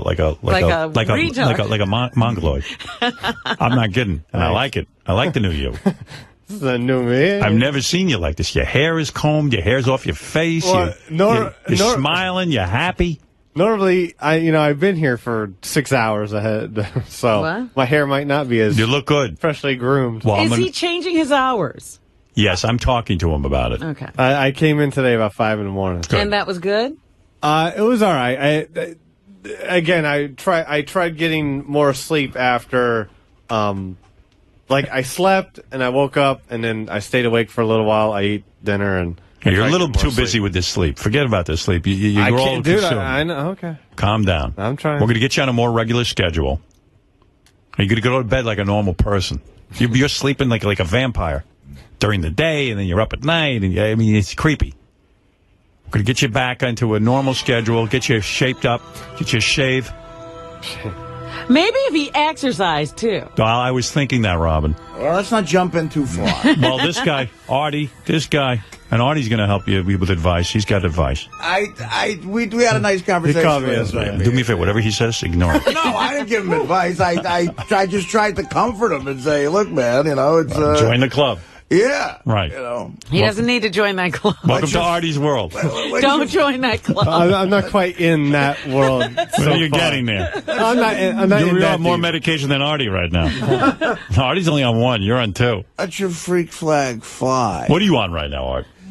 I'm taking this anti-anxiety, antidepressant. See? He's only on 1. You're on 2. No, isn't he on 2? It's in one pill, and the Klonopin. Oh, Klonopin. So I'm on 2. All right, you're both tied. See? JD, look at me. Pull yourself together. I'm trying. You don't want to go. You look at him. You don't want to go down that road. I see him. All right. I'm gonna. You guys see. I'm gonna make him come back. I'll be back. Right now, it ain't looking too good. No, I'm gonna. You're gonna make a comeback. I am. Are you coming back? Is this part of it? I'll be back. Today can't count as a comeback. I'll be back. All right. He'll be back. My money's on Artie. Well, don't do that. All right, I won't bet on it. That's gambling, and Artie doesn't. You might want to put the astronaut helmet on. Yeah, the gambling. Listen to me, JD. The gambling's a negative thing. JD, just focus on what I have to say. Yeah. Okay? And my doctor. Yeah, and you Now, are you going to see a psychiatrist? It's a possibility, but I don't know yet. Here's the answer. I'm seeing my doctor again Tuesday. JD, look at me. Yes, Robin, I'm going to go see a psychiatrist. That's your answer. Okay, yes, Robin. Yeah, he's going. I was going to say, you don't expect these pills to cure you, do you? I don't know. No, I don't know. That's the easy answer. No, I know, but... okay, whatever. Just my thing is... Did you have a whole conversation with yourself without us there? My thing is like, I'm not a big talker. You know? Right, you don't open up to many people. I'm not a ladies' man either. I know and you're living an isolated life. Fred. No, you're living the life. I don't know if you're a fan of the old Superman show, but they had one episode where this guy was living up in Alaska all by himself, and he went insane. A lot of people who are by themselves all the time start talking to the walls, and you know what I mean? Well, he's living the life of Travis Bickle. Yeah, I see on Facebook. I know what you're up to. Every minute with your movie reviews, you're sitting there staring at the TV. Hello, you. I see. I can tell what's going on in that apartment of yours. Okay. With the movie reviews every minute. I said, this kid's got a movie review every 2 hours. No, I haven't done a movie review in months. All right, listen to me. A lot of movies come out, man. I monitor your Facebook to see how you're doing. I do. Sometimes I even say to Beth. You knew he was having trouble. I sure did. You got to see his posts. There's hardly anything there. Travis Bickle had more contact with people. Ratso Rizzo. Yeah. This guy, I see what goes on. Okay. Now, with this new attitude of yours, the smile and all this, maybe you will open up and talk. Yeah, I think, you do need to open up and talk to someone. You talking to me? You talking to me? Yeah, you can picture him nude in front of his mirror, having conversation. Last thing I want to look at myself is in the mirror. You look good. Who are you? Hey, handsome. Hey, you're sexy. For a while, he was getting into this computer stuff where he's talking to girls on the computer every minute. I mean, it was a very disturbing, wacky, down the road to nowhere kind of life. Yeah, but how could he sit there and say he's not going to really address this? He's gonna. No, I'm not saying I'm not. I'm just saying I'm going one step at a time. Good. All right, but the one step is not going to get you anywhere. Okay, listen to me. Take one step leads to another. All right, now take a step out the door because we're done with you. All right, fine. Listen, JD. I don't know where that other step is I'm going. happy. I like what you're doing better, and I'm glad. Thank you. You know Might I be love a you. step in the wrong direction. No, he's all right. I'm monitoring what's going on. He's doing good. He's doing good. He looks good. Look how happy he looks.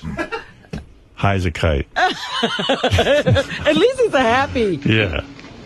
Happy high. That's the problem. He got high this morning. I'm going to try these pills, see what they do for me. Well, Xanax. I'm sure you've heard of Xanax and the wonders of that. All right, let's get to the commercial words because we've gone 45 minutes without a commercial break, and we'll come right back, and we'll hopefully get to roll call. Might even do a celebrity roll call today with 50 Cent. All right. 50's been weighing in on a lot of things. He had some things to say about Tiger. He's fighting with Jay-Z. Don't ask. Yeah. Oh, yeah. He's become a whole thing. Then said he wanted to collaborate with that Susan Boyle. He wants to do a song with her. Jay-Z does? Yeah, no. I mean, 50 Cent. 50 Cent. 50 Cent wants to collaborate with Susan Boyle? Smart. He sees where the money's at. Yeah. All right. We'll be back right after these words. From CBS, The Early Show. Apparently, gunmen are holed up in an upper floor of a major hotel. The estimate is they have between 100 and 200 hotel guests and staff with them. There is a second situation in a Jewish community center where perhaps as many as 15 people are being held. Now, just the last few minutes, we've seen people trying to get out of the hotel, some of them shitting down drain pipes. Some of them shitting down drain pipes from quite a height to flee. Uncensored Radio. The Howard Stern Show.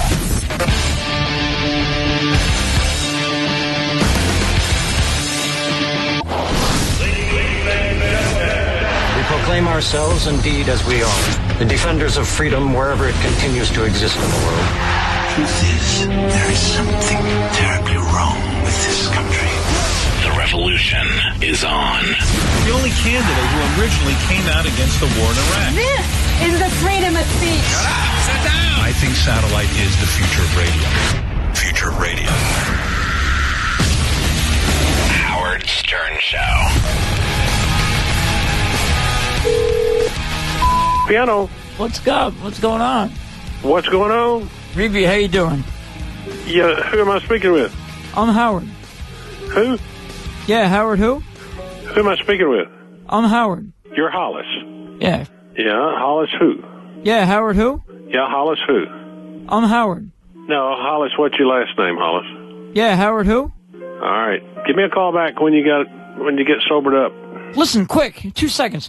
You get a piano? Do I have a piano? Yeah. Yeah? How does somebody like you get into classical piano like that? You know? Yeah. Well, you want to buy one? Yeah. Come on in. You seem like the social type. You don't seem like the girl who sits inside and plays guitar, piano. That is why the piano. I'm not able to understand you a lot. What do you like to do? Huh? What are you into? What are your interests? Well, Hollis, not that I'd want to really go into that right now. What's the reason for asking? Like to hang out and stuff, and like to drink. No.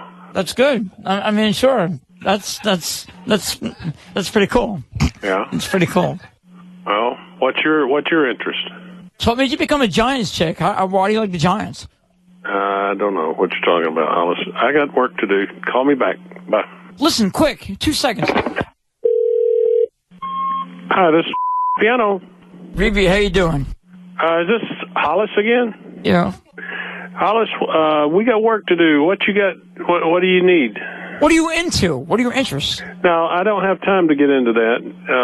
What do you need? Anything? You interested in buying something or what? I'm kicking myself now. I just blew it, What are you talking about? I blew it, you know?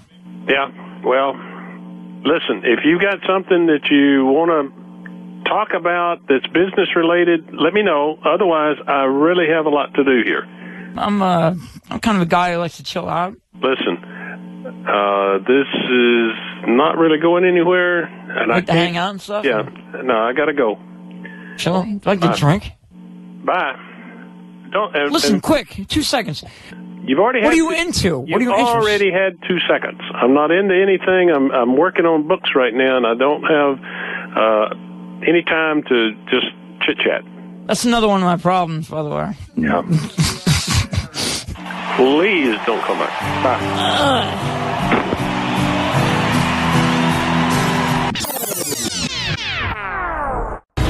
Beautiful.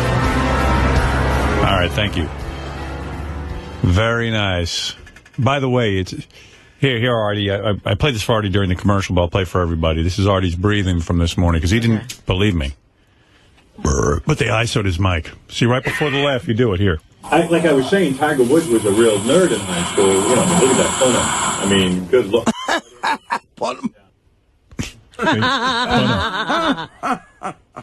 But Fred is also the king of making weird noises. I don't even know that he realizes it. I probably am. You're always like grunting. It's like a zoo in here. It's like I'll be in here and Fred will be like. I have Tourette's. Because here's Fred's ISO mic. No, I wasn't laughing at what you said. He does that a lot. Like I was saying, Tiger Woods. He does that a lot. He goes. Wow.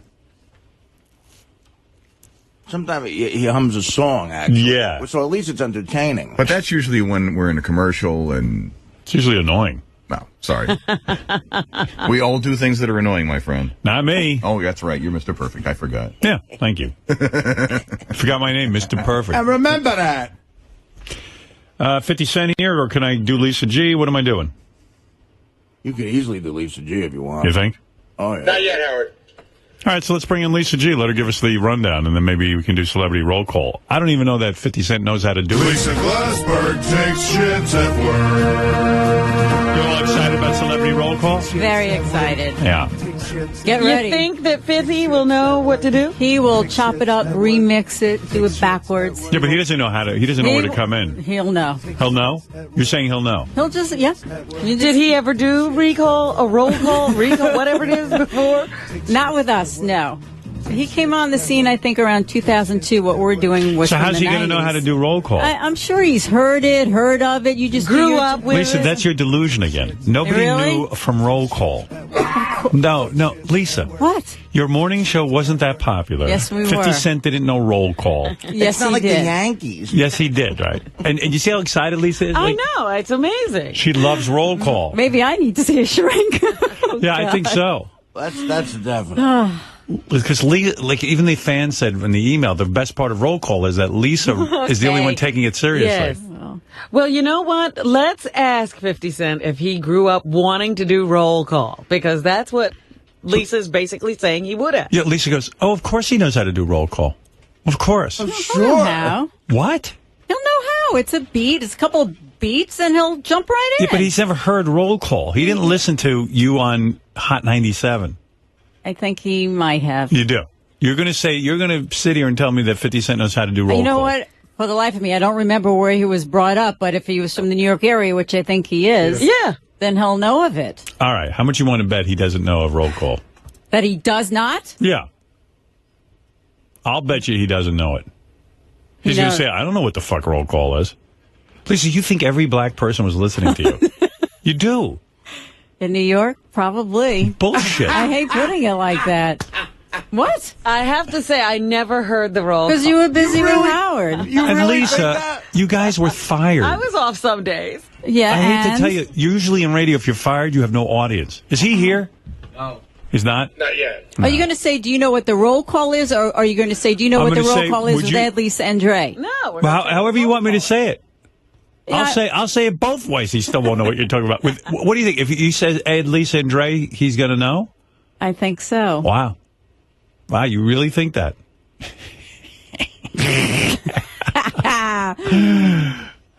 I tell you what. If Don't start with the tricks and the... No tricks. If 50 Cent doesn't know what roll call is, you have to play violin for us. Stop. On the air. There you go. Everything is like a game. No, make a bet. I'm making you a bet. No, let's do a monetary bet. And I'll give you $100 if, I'll bet you $100. No, money's not I don't need the money. I want the fucking violin. Right. The violin. I want to hear what you play. I suck at the violin. Then why are you so afraid to make the bet? No, I'll do it. If you're so sure that 50 Cent knows Dr. Dre... I'll do money. But wait a minute. You play in like a quartet, don't you? That doesn't mean anything. I want to be invited to that quartet. I want to go hear that. Yeah, right. It's all right. How long have you been playing since you were a kid? Well, I played till like 21, then I stopped for years, and I started again about 9 years ago. No. Then you should be decent enough to play. Maybe here. decent, but not good enough for here. Yeah. You got to be able to, like, do some sort of full classical song at this point. Frere Jacques. Can you play Frere Jacques for us? Twinkle, Twinkle, Little Star? I had to audition to get into the program, and I think that's what I played. I didn't know if it would come back, but it did. What did you play? Twinkle, Twinkle, Little Star? Something very, very basic. Very, very basic to be accepted. I mean, if you've been playing since you're 20, for 21 years, yeah, but I'm not as good as I used to be. Uh-huh. Yeah, because when I was younger, I practiced all the time, and now I'm afraid of it. But Lisa's under this delusion that somehow she described that she used to be chased down the street like the Beatles. Right, that she couldn't go out of the just studio. a few girls. It wasn't... And the fans would be chasing Lisa because they want, and Lisa got overwhelmed. So why were you running from them? Because there were so many of them, is what you implied. Now you're saying it's just a few girls? Why would you run from them? I mean, it wasn't. You make it seem like it was the entire, You made city it seem field. that way. You said to me, Howard, it was so intense. It was a group of girls, yeah. But why would you run from a group of girls? So why did you run from them? I don't know if I really ran from them, but they saw me there and they ran towards me. Mm-hmm. Oh, it only happened once. Yeah. All right. So it wasn't this overwhelming sort of Beatle-like reaction to Howard, we were big. And Yeah, no okay. disrespect to you. You were huge and king of all media and fantastic. And we were something very special. you. I never heard one person talking about... You talked about us because word would get back to me. We're on the radio. Huh? We were on the radio. We goof on you. But well, we didn't so know you mentioned anything. us. You knew we existed. Because I'd read the David Hinckley's column. And I'd say, well, who are these idiots? Yeah, why is he making a big no deal about offense. them? Yeah, right. Yeah. But we didn't know about roll call. If that was really that big, wouldn't we have known? Nobody knew roll call, and I guarantee you 50 Cent doesn't know roll call. I'm going to say to him, okay, 50, we're going to do roll call now. We'd like you to do it with us. And he's going to go, who? And I'll go, Ed Dre and Lover and Lisa. And he's going to go, who? What year you in, man? What are you talking about, man? What you talking about? What you talking about, Will?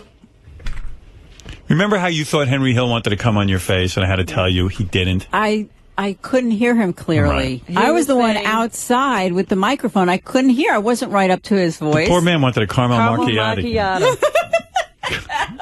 And that turned into come It's on my disgusting. Henry Hill wanted to come on my face. I got out of there. Oh, remember how outrageous Henry Hill just insulted me? I think that's what's going on with this roll call bit. Maybe we'll find out. What's up? I spoke to Dr. Dre yesterday, by the way. Yeah, how's he doing? He's doing good. He said he heard like a lot of stuff was going on, but it was interesting because he had heard. I guess Lisa talks to him, and he had heard that we played the clip yesterday of the original Baker Boys. The Baker Boys. And he said, yeah, they would do it in the Bay Area. No one was hearing it. He goes, we brought it to New York and made it famous. Oh. Yeah, but... Well, that was what they added to it. Yeah, way to go. Yeah, but what? He didn't invent it. The Baker Boys I never did. said I invented it.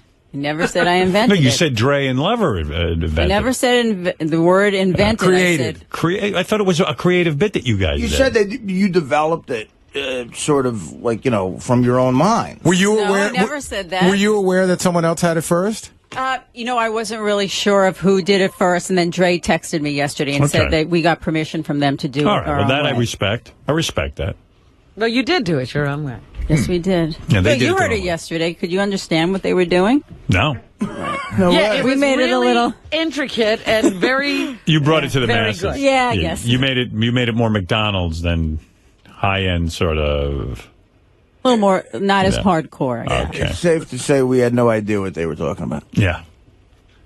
Well, anyway. We tried to get a hold of them, the Baker Boys. We couldn't find them. Do you have anything that Yes, I resembles do. Howard 100 News? Thank you. All right. Go ahead. Thank Yes, you. we've been All working right. hard.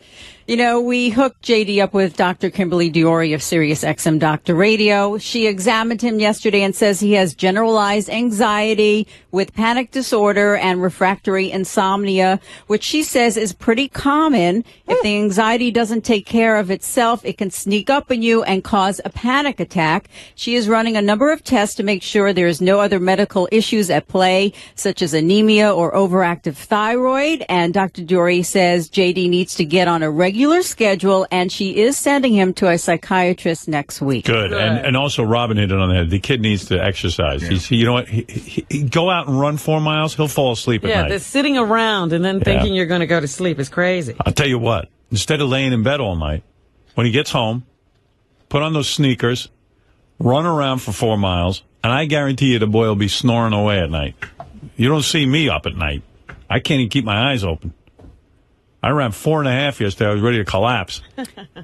Well, I spoke to her about that, about what you said yesterday. Yeah. And she said the mind can do crazy things, that it could keep you up for a very long Of time. course it can. We know that. Even if you're physically tired, like what you're describing. I know, but he'll fall asleep eventually. Trust me. Running also gives you those chemicals in your brain that soothe and ease anxiety. Yeah, I don't think it there's anything in his helps brain. that way. I think his brain lacks chemicals. He just needs to run. He sits around too much eating Run McDonald's. until you fall asleep. Never saw a guy eat more filet-o-fish. I know. I'd be up at night, too. Haunted by what you were eating. I know, filet-o-fish. What are you eating, JD? Filet-o-fish. I just like hearing him say it. Guys love that, even in the newsroom. Yeah, High Pitch Mike loves that. Hey, I love filet-o-fish. It's brain food. It's brain food. It's fish. You know who I bet doesn't eat filet-o-fish? Brain food. Or maybe it's the chicken he eats. I don't know. You know who I bet doesn't eat filet-o-fish? Who? Jared. Right. That's why he's ripped. That's why I hate him. I eat either filet-o-fish or chicken nuggets. I'm like a 3-year-old. Right. Why doesn't he eat adult food? Why? Because whatever. Filet-o-fish. I see that filet-o-fish wrapper in his office. I know it's leading to no good. I know. He walks in with that pitiful bag. The bag and the fries and the Coke. The grease. Yeah. Yes. And The filet of fish is that blue wrapper. It yeah. actually looks even more. It is? It looks toxic. You know? the wrapping is the wrapping even says loser. Well, it looks unhealthy. Yeah. How come when you were at Oh, here we go. no, it was Ed, Lisa, and Dre. Mm-hmm. Ed and Dre were rehired at 105.1. How No, come I not was- you? I was. You were with them? Yes. Okay. And they wanted me to go to L.A. with them, and I decided against it Good. when they were let go at Hot 97. Well, that's our gain. Their loss. What about Yo MTV Raps? They did that, right? Yeah. Yeah, they did That that. was before they did radio. Right. Okay. All right. Anyway, anything else? Yes, it's the Jackie Martling film role we'll never get to see. The executive producer of the low-budget horror film Killer Hoo-Ha says Jackie was supposed to act in the film, but a furious Jackie Martling backed out when he heard that Richard Christie would act in the film as well. What is this all about? I'm not working with him. He never works in a Richard Christie film? No, it's unprofessional. The producer of the film, Sean Pomper, says, quote, Jackie got upset with me. I thought it was the best thing to do to part ways. His manager gave me tons of earfuls. I didn't even have Richard on board and was being accused of having Richard on board, and that's when things got hostile. What was his problem with Richard? I don't know exactly, but apparently he's left a few voicemails that I know Sal has listened to. Wow. Jackie has. Yes. Listen, I'm an actor. Not working with people who aren't pros.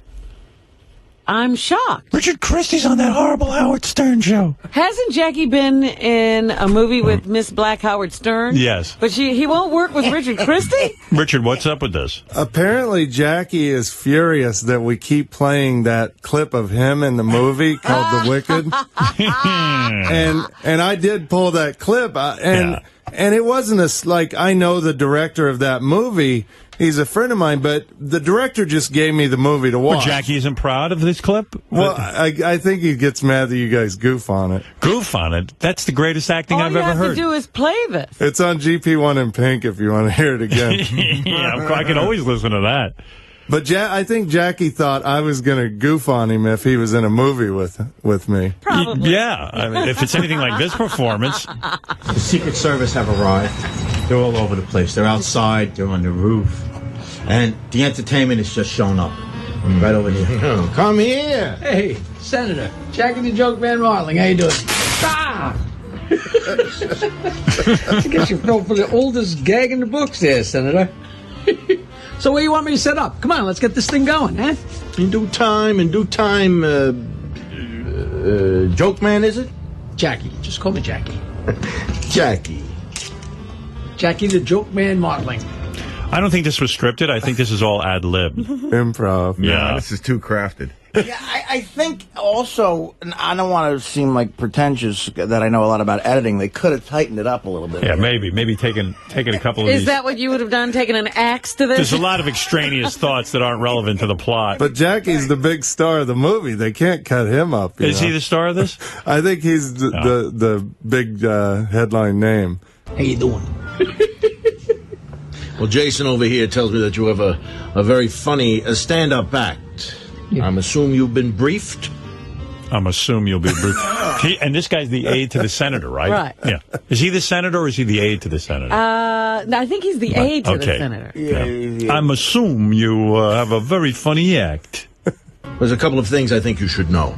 First of all, when you address the president, you never look at him in his eyes. Yeah, him and Michael Jackson.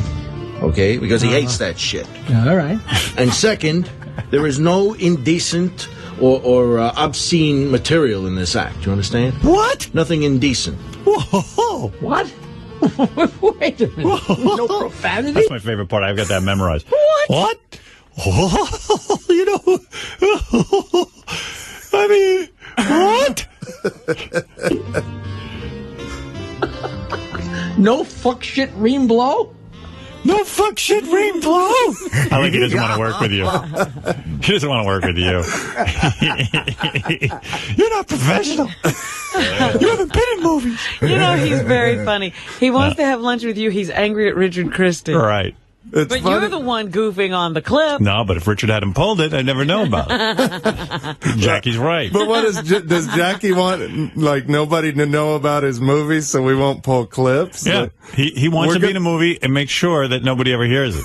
Because we're going to find out. Yeah, whoever saw this movie or would have heard of it? Are you kidding? Huge. Pay-per-view. I don't think it ever came out, right? Yes, it did. No, it's out. You can get it on. Artie. You can get it on Get Amazon. out of my and chair. stuff. This is actually my chair. No. How about this? How about I open up? It's all right, folks. We're going to lock the doors, and then we're going to suck on each other's genitals till our jaws are as worn out as Rosie O'Donnell's fork. But there's no real profanity there, right? Come on, Corporal Philip. You don't think you could say that in front of the president? Hey, what's your name again? Joke Man. Call me Jackie. Joke Man, you can't say that in front of the president. What? What?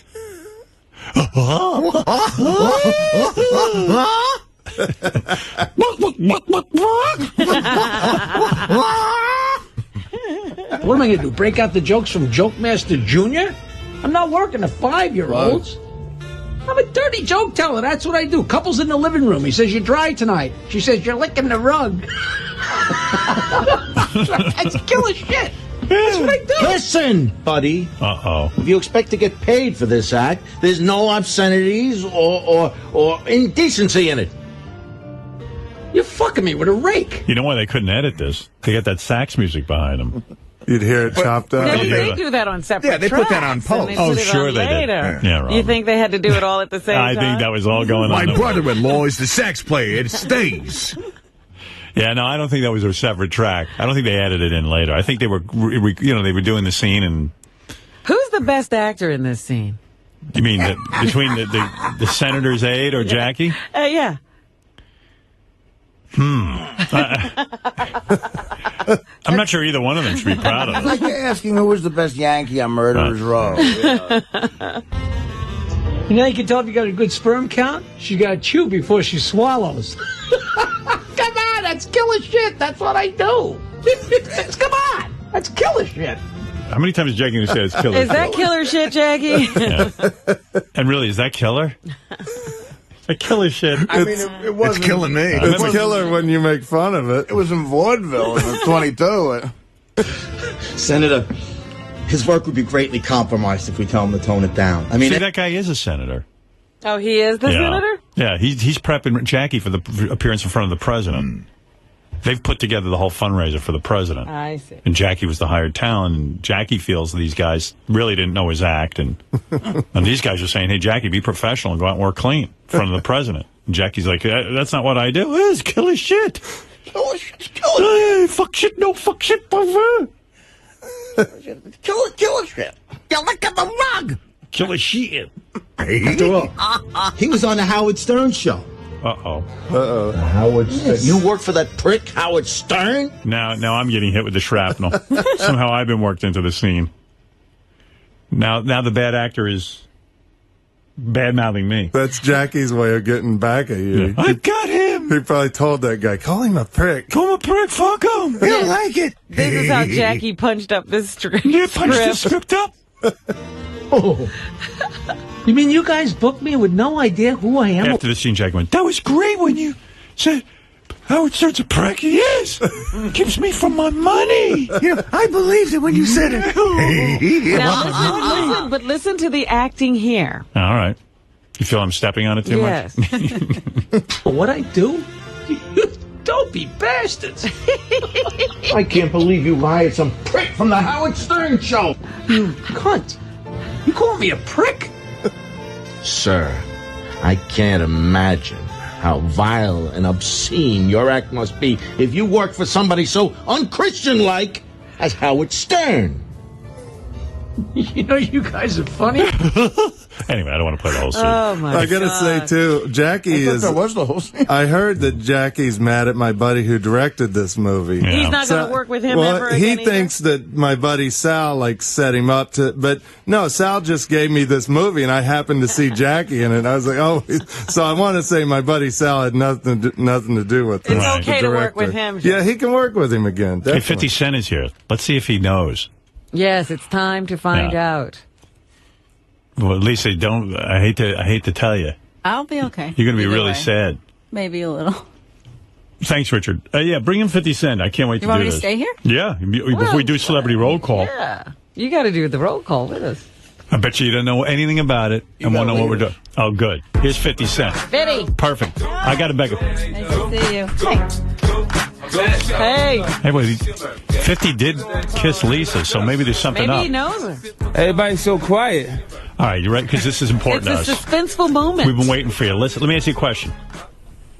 You want to do celebrity roll call with us? Celebrity roll call? I mean, let's try it. Do you know what roll Do you know call what is? it is? No, I don't know it. You mean you don't know roll call with Dre and Lisa? Lisa and Dre. I'll be hearing it, but I don't know if I want to do it. Where did you hear it? The segment. Where'd you hear it? Where? What radio? I don't know exactly what station it was on. I heard the See, roll he call. doesn't know it. I told you that, Lisa. Wow, it was. Tell me what the roll call All right, is. let me tell you what's going on. Okay. Lisa worked on a urban station. Urban means black. Hot 97? Right. Hot 97. Yeah. So she's on in the morning, and she goes, she does roll call, this routine they did. So I said to her, nobody ever heard a roll call. She goes, oh, 50 Cent, 50 Cent will know roll call. It was very big. It was very, very big. I go, If he it grew wasn't up big. in this area, I he said, knows if it was so big, then how come you guys were fired? Right? That's hip-hop for you. So she was complete. That's hip-hop. She Radio, keeps saying that. radio I'm telling doesn't you, fire people who I'm have... telling you, it was crazy. We shouldn't have been let go. That's all I can say. Well, listen. So I said, 50's going to come in here. You grew up in New York, right? Yeah. I said, I guarantee you 50 won't know what the hell a fucking roll call is. And sure enough, he comes in, he goes, what are you talking about? He never even heard of it. He'll probably remember it when you play it. Bullshit. All right.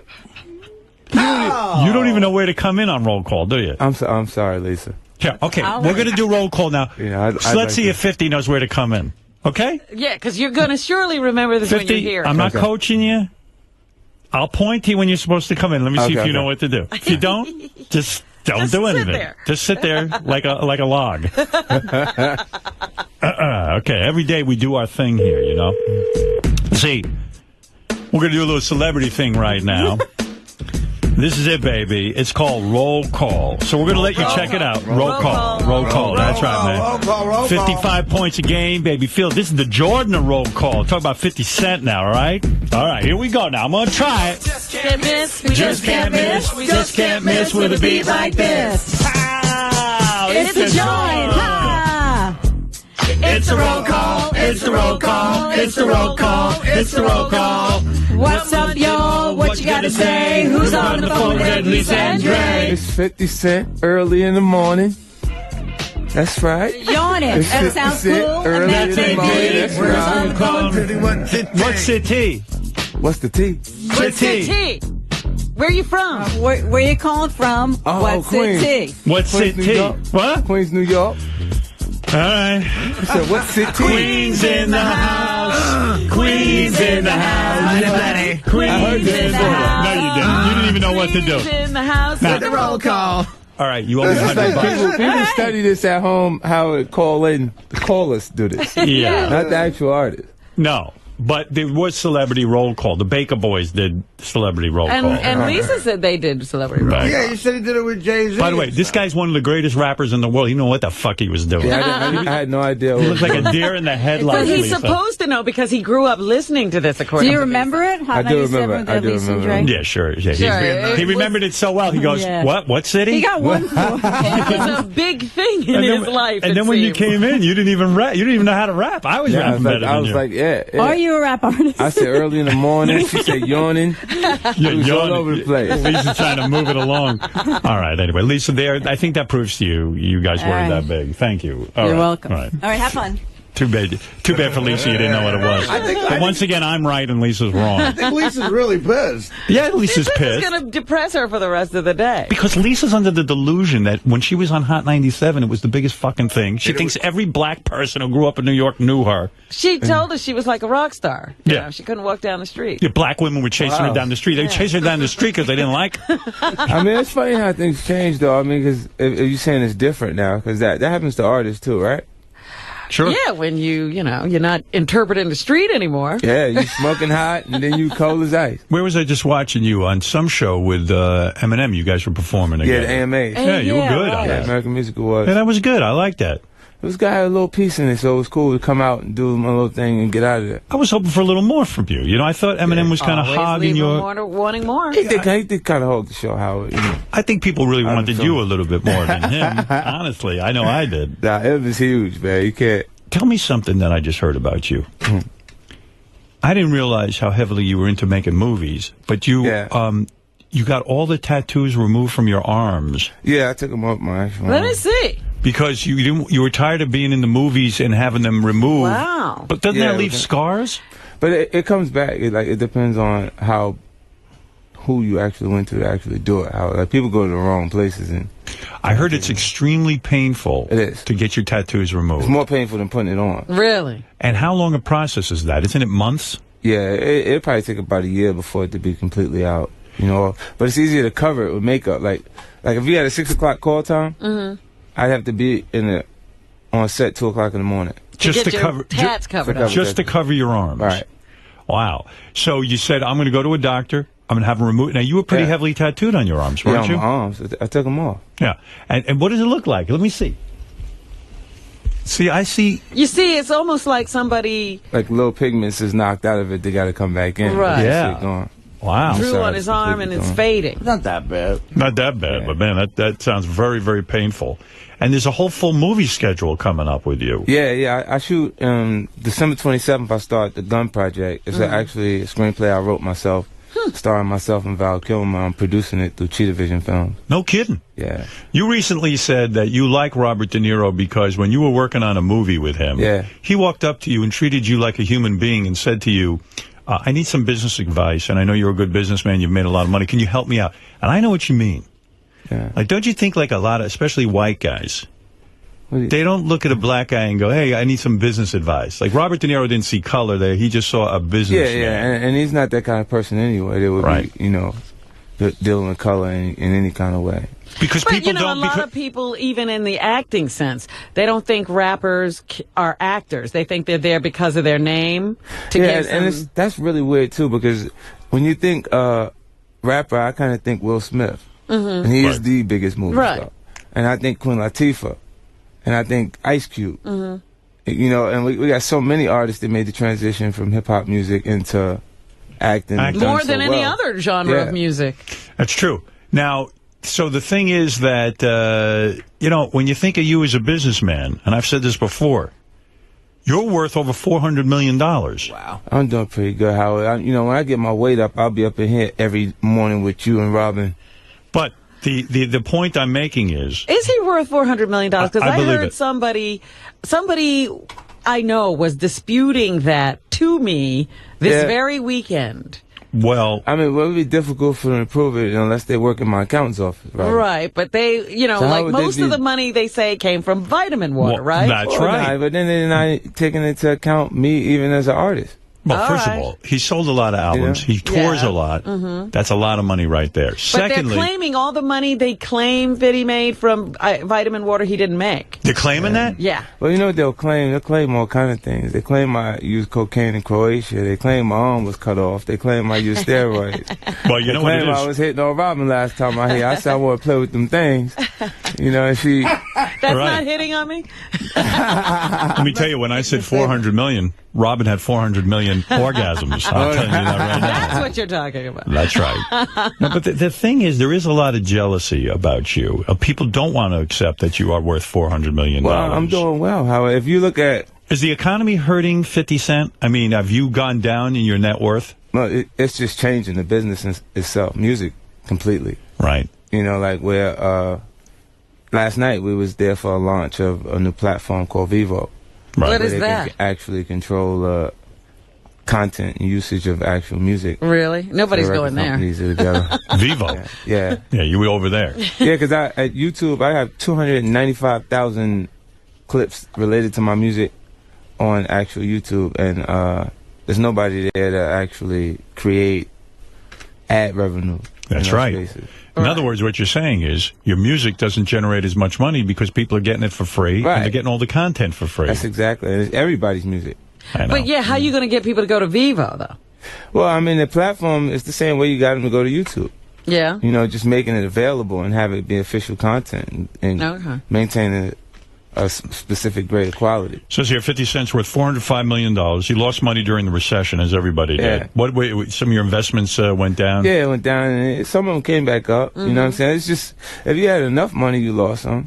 You say, I buy diamonds on a very regular basis, but now I'm selling my old stuff before I get something new. Right, right. So you've even tightened the belt. Absolutely. I'm What not just kind of gonna diamonds? spend- You're not talking about loose diamonds. You're talking about jewelry? Yeah. Like when instead of just buying and creating a jewelry box or a safe full of diamonds, I just take the stuff that I don't want to wear anymore back and get what I want for the time. I see. In the old days, you would just keep everything. Just you just have the Pile stuff it sitting up. there and pile it Right. up. And you know, I keep reading about this house, the one that you bought from Mike Tyson. Yeah. I saw that house on some show not too long ago. It's a beautiful house. You said recently, listen, I get tired of living in this house that I bought off Mike Tyson because Yeah. it's like a hotel. Yeah, it's too big for me. You know, I'm there by myself. You know, I gotta have a place that has maybe 4, 5 bedrooms. How many Yeah, bedrooms? it's got like a full 18 movie theater in it. 18 bedrooms. Yeah. With a full movie theater. They got that. They got a nightclub, indoor racquetball. Yeah. Do you not spend any time there? I don't spend very much time there because I'm touring a lot, Tom. And how many people do you need to just service that house? You must have a whole staff keep it there. going. I mean, because I'm not physically utilizing it, it's like 4 people there. 4 people who run the whole household, Yeah. right? And you don't go there at all. I haven't been there. No. Yeah. And so you have to run this thing, maintain this thing, so you put it on the market. Yeah. You've paid about, what, $7 million? No, I paid 4.1 for it. You paid 4.1, and you put in about, what, $6 million in renovations? Yeah. $6 million, so you got $6 million? So you got about $10 million in. Yep. All right. So you had it on the market for what, 25 for originally? I think 18. 18. And no takers still. Yeah. Right, but you got to figure some rich guy wants this thing. Yeah, you got a lot of people out there that have properties that can't get them off at this point because you got. That's right. You know, people. So many. Look at how many mortgages people. Yeah. Look at all the properties Robin has. She's like 17 houses. I can't move them Yeah, either. you got so many people under foreclosure at this point that. How long you had those houses on the market? Oh, God. It's been a while now. I told you that about Staten Island. What you buy there, you're Well, there actually, for life. I only have one house left. The other one did sell. Oh, it did? All right. Yeah. No, there you go. Does the 50 Cent name add value to the house? I mean, you would think somebody would want it. Yeah, I think so. And the Mike Tyson popularity name, of yeah. between the two of us. Yeah. That's right. You know. And so... Actually, I'd be afraid of that house. See, I like a house like that. I call a house like that a pussy palace because you're going to go over there and you bring any of these bitches over to your house. And they're going to cooperate, Howard. You're damn right. They They're going to fucking love me. You're not kidding. They see... What's going on back there? What's up, guy? You don't want to know what's going on back there. Have you made love in every bedroom of that house? The 18 bedrooms. No, Robin, there's still one left for us. Right. But I would imagine when a woman sees this kind of wealth and this kind of stature... It helps. It certainly does, doesn't it? Yeah. Do you use it ever in that respect and say, hey, baby, I want to show you my place? And then you bowl her over with your racquetball Did they just court. fall over on the racquetball court Yeah, or I something? mean- Can I taste your juice? Do you ever have any experiences like that? Nah, I usually don't have people at my house until after I've already been sexual with them. Yeah. Because you have said yourself, you don't know what woman you can trust because most of them are after your money. Well, you know, that was taken out of context, Howard. I actually said that in an interview on the international tour. Right. And, you know, I said that I have trust issues, obviously. I've seen some interesting things. Yes. You know, over the last 6 years, I've been touring and traveling. And every night, that's somebody's wife. That's going to be someone's mother. It's true. So you're starting to have a conscience. Well, not that. It's just I'm just being aware of it, Howard, and being... Do you think Tiger 50 Woods... is changing? 50, do you think Tiger Woods really fucked up? I mean, this guy's got endorsement deals. His image is everything. Is he going to lose all the endorsements based on what you know? And shouldn't he have thought that this is somebody's wife, this is going to be somebody's mother? Shouldn't he have thought about the consequences? I think he was just... and obviously a relationship that wasn't fulfilling. Well, listen, it's one thing to be in a relationship that's not fulfilling. This guy has tremendous appetites. He's got 10, 11 women that he's fucking their brains out. Oh, that's all we know about. Yeah. That's a tremendous amount of women, right? That's about average. No, for a married man, though. Yeah, for a married man, something different. That is. I mean, that's about average for a famous celebrity. I understand. A single guy is different. Do you think he's one of these Urkel-looking kind of dudes that finally got famous and now he's going wild? I think that definitely could be the situation, Howard. How do you feel about his choice of only with white women? What do you think of that? What's going on there? That's why they're telling on him. So I see. That's why it's such big news. I believe. Yeah, you know. I believe a lot of the black women would have kept quiet about it. If he was with Angela Bassett, this wouldn't even be news. If he, that's right. Now you, on the other hand, yeah, if he was with Angela Bassett, she would have kept quiet. You're goddamn right. Now, is it true you're dating Sierra? That's one hot little broad, right? Yeah, she's hot, but that ain't true. You got her though. You had her up to the house. Nah, I did. What's her name? I did who music video, and then that started. And I just did a new one with Kelly Rowland. Oh yeah. Yeah, she's hot. She was in Destiny's Child. Oh yeah. Group with Beyonce. You bang her? Nah, I didn't. And you never banged Sierra? Nah. Seriously? Wait, you don't like famous women? What's the problem? Oh, he didn't need that. Cocktail waitresses. Have you done any of these broads Tiger did? Nah, you know. That ain't even my speed, man. His choice was interesting, you know. Yeah. What do you mean about his choices? What do you make of those choices? The women that would be comfortable saying that. Right. You can tell a woman who would go to the press. Right. You can tell. There's a type. Shouldn't he have cheated with women who had something to lose? Right. In other words, they're a little classier. Yeah, and married women never tell. Yeah. Have you said that you want You know all the tricks. Yeah. Well, that's the truth. Yeah. That is the truth. Have you said that you want to make a record with Susan Boyle from American Idol or what America's? No, I said, you know what? They asked me questions about that on the red carpet because she's, got a buzz going. And I said I would do something with it if it was Why not? the right song. Why not? Sure. What do you care? It's crazy because then the headline comes out, Tiger wants to collaborate with Susan Boyle. Why do you need to carry $25,000 in cash with you at all times? Well, not all the times, but twice they called me and I had it in my pocket. Do you have $25,000 on you right Why now? are you carrying? Where are you getting this money? Now. Empty out your pocket. Let me see what you got on you. No, I ain't got nothing right now. You have no money on you. It's bright and early in the morning. I ain't even got my wallet. Huh? Why would you be carrying $25,000 at any time? I don't know. I might find something I want to buy, Robin. No, here's the reason. 50 has said it himself. Does he know about banks and credit cards? No, that's not it. It's a psychological You never thing. know when you want to buy a Feel Honda. like I have money, Robin. It reminds him Don't that get upset. I'm asking. he has said it reminds him. It reminds him that he is rich.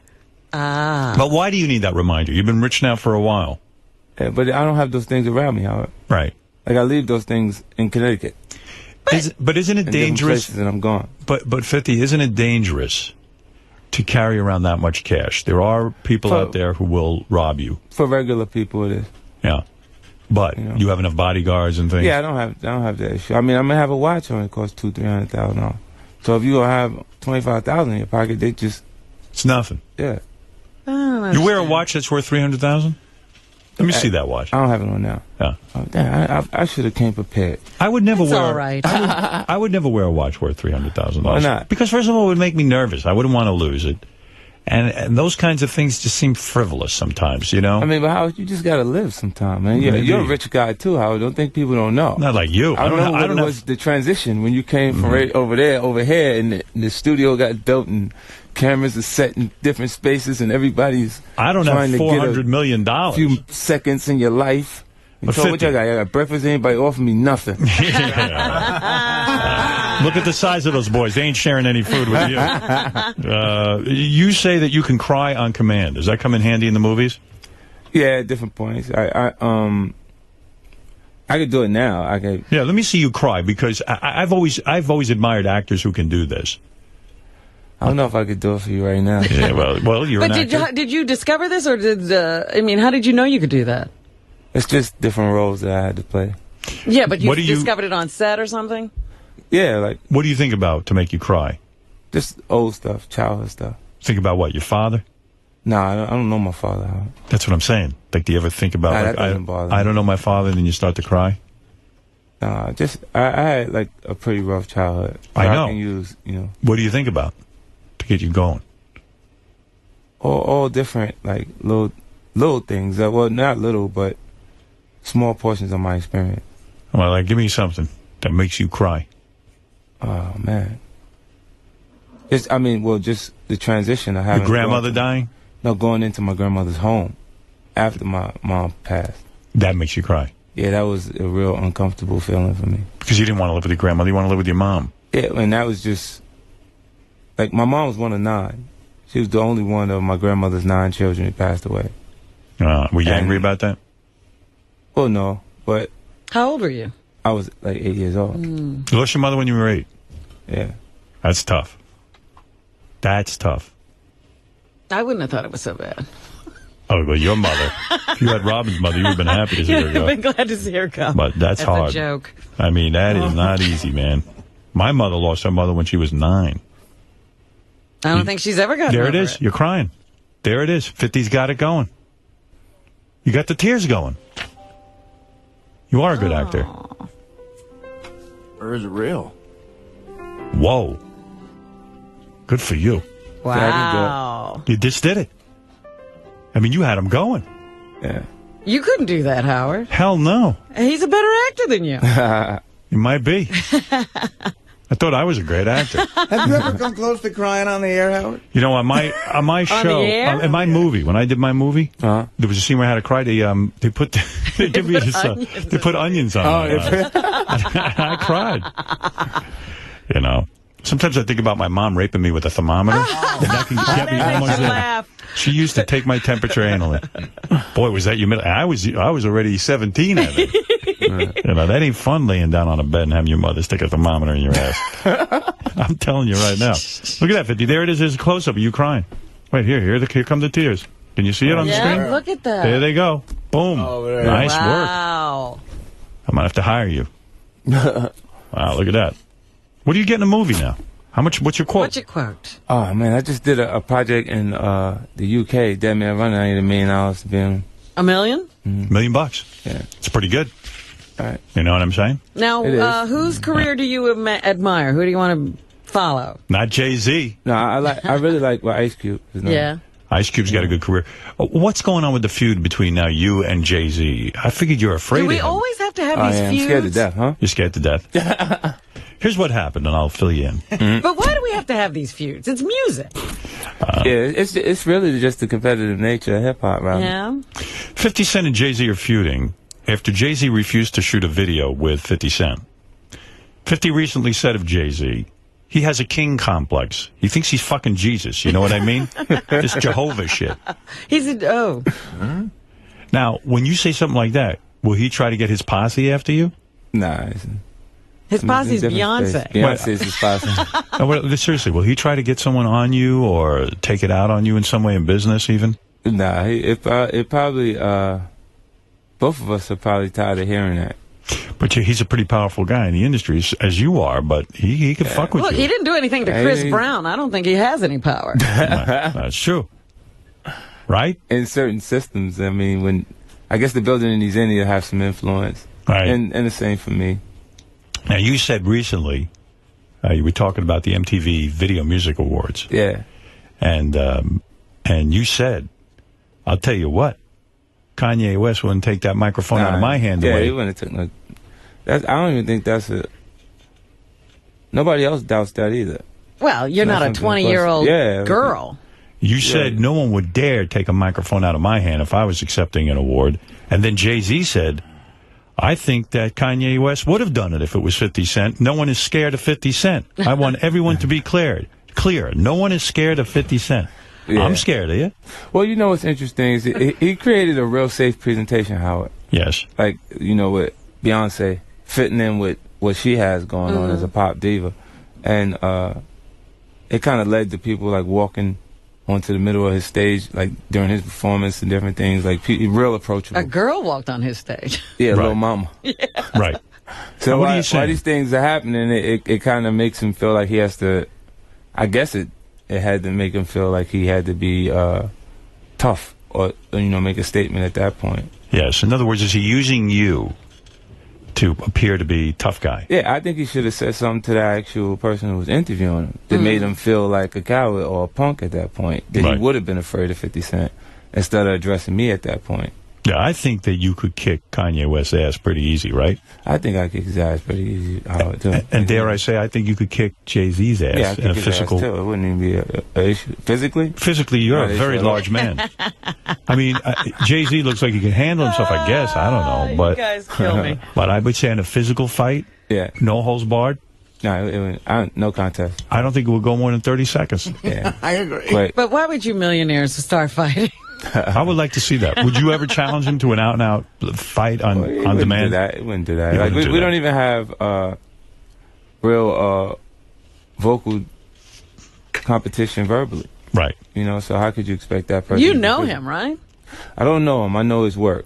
Okay, you've never met him. Like, I've met him a few times. Like you know what happens when you're aware of other artists because you're a part of the actual culture. You feel like you know the person. You don't know him. Right. You know what I mean? It's like when I said it's a competitive nature making an artist compete. The R&B artists are doing the same thing. The jazz artists. But they're not threatening they're each not other. vocal. Yeah. But you know what? You're right. They are home presentations that they feel like will be the #1 presentation. But you do know Jay-Z. You worked with him. I mean, you were making a video together. I get money. But that never happened. That video thing never happened. No. Like, we did a remix to one of my songs during the Curtis albums, the Forbes I Get Money remix. It was me, him, and Puffy. Do you respect his music? Yeah, there's moments on his actual new album that I think are great. You do like it? Yeah. You like that song with Alicia Keys? You like That's that? a good one. You would approve of that? Yeah, that's a good one. Okay. So, we won't see any fight, but I see you. What's happening, though, with your music sales? My music sales is this interesting because my album's been out a month before the actual release date. Oh. You know what I mean? So when once you deliver it, like if it didn't leak out of my house, Howard, if it didn't leak out of the studios that I'm working on, when you mix master the entire project and you deliver it to the actual system, to the company, and when they're shipping it to master it internationally, it leaks out, and you just lost it. All you can do is what the system can provide for you to market and promote it at that point. Right. But I haven't heard anything negative about my choices creatively, so it makes me secure, feeling like it won't do any damage to me. Still working with Eminem? Yeah. He's a good dude? Yeah, he's doing good. He was trying to actually- cut in on a lot of the action? What action? I'm talking about financial action. Nah, he been pretty laid back. Like he came after he dropped the Relapse. He was supposed to drop Relapse 2 because he made so much material for that one effort that he had a whole nother album worth of material that he wanted to put out, and then he turned it into the Refill. So late this year they'll get like 6 new songs. You wearing a bulletproof vest right now? Nah. You're looking pretty pumped up. Yeah, I got my this shirt is kind of big. What are you doing in the gym? What's going on here? Are you doing I'm trying steroids? to get it together. Are you doing any juice? I'm doing that same shit you be doing, Howard. What? Pilates? Yeah. Pilates? What are you doing in the gym? Come on. You're blowing up. I'm doing that same shit you be doing, man. You're not doing any juice? Nah. You sure? Yeah. That shit's dangerous. Your balls are Let shrinking. me see. See what? Your balls shrunk doing it? Yeah, I got no balls left. There's nothing there. I look like a fucking scarecrow. You got big muscles, so something's going on here. How could you see what I got under this big I ass can see. I see what you're doing. sweatshirt? What kind of powders you use? You use powders? Yeah, I use Weeder?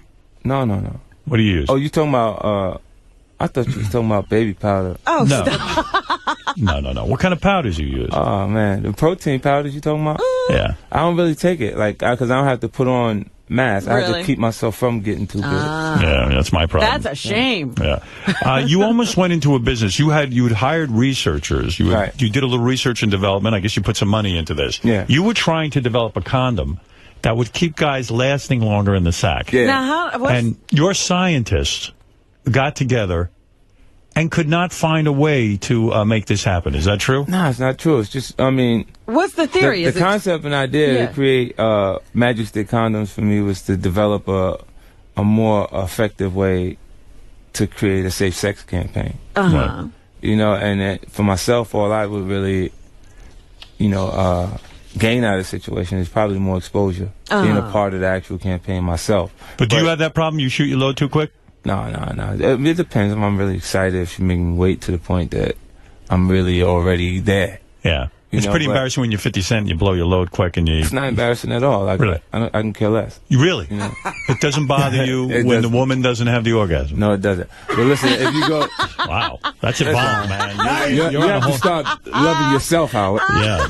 You know, You think that's really it? what I You're think- so funny. I think, like But don't you see the condom idea, like I decided that, most condom companies, they make more money making party balloons Right. than they do That's actually true. making condoms. Uh-huh. Right. And people don't know that, but the idea was just to create a safe sex campaign, because I make sexually suggestive music, Right. so I felt like it'd be cool for me to be able to tie some of those things to it. But it wasn't anything special about the condom. It was just going to be a good condom. Yeah, and No, he was hopefully searching- it could prolong. What, is it going to be performance. thick or what? Yeah. Well, if you could prolong, look at Magnum condoms, right? Go ahead. It's different marketing. tied to Magnum each condoms are for guys who are extra big penises. Yeah. All right. I've never seen Well, one. that's the.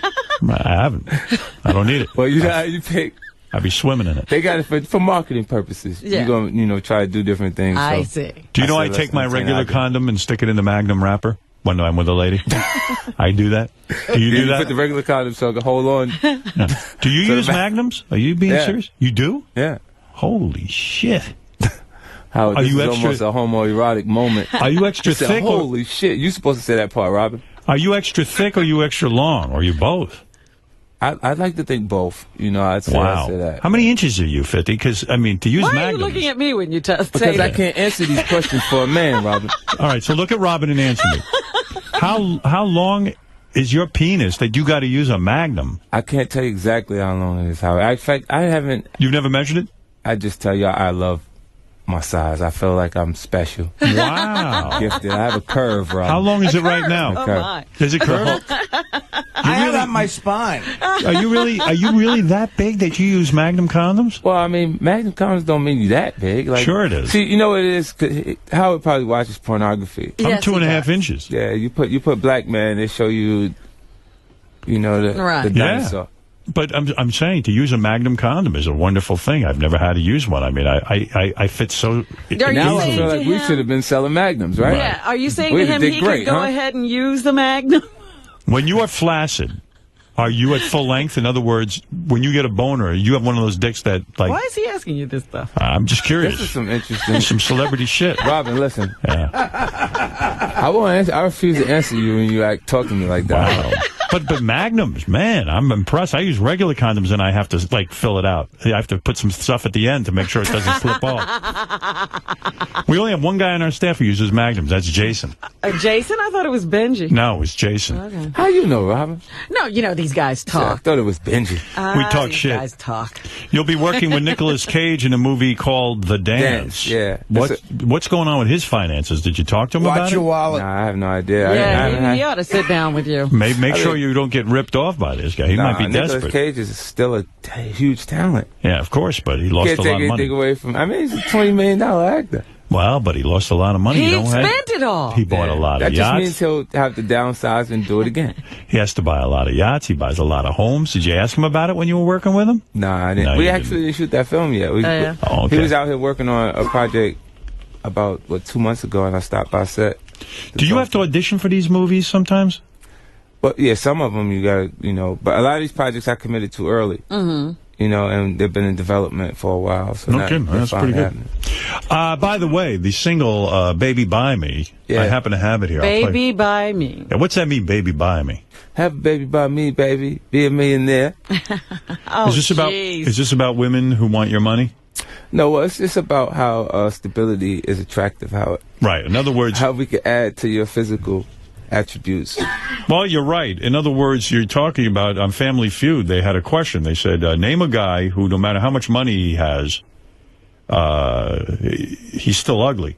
And I was one of the answers. Some woman That's guessed what me. it said? That's right. So, in other words, you're saying a guy can get a lot more attractive when he's got some money in the bank. That's right. Right. Where were all these broads when you were, in the ghetto? Yeah, it provides a comfort. Right. All right. You weren't an answer out. Well, the woman guessed me, but I was wrong. She was one of no one. All right.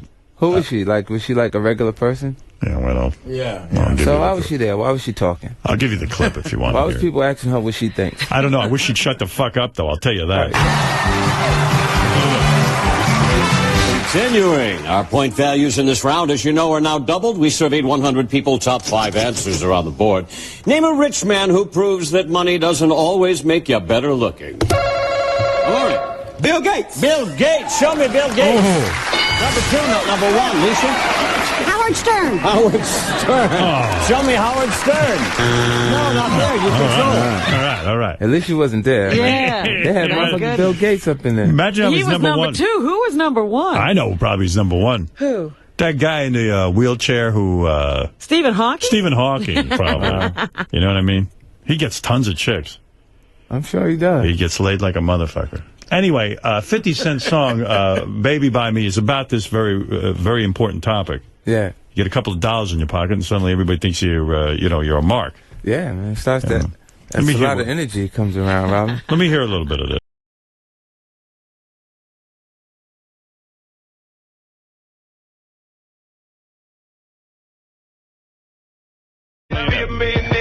You always bang these broads with a rubber, right?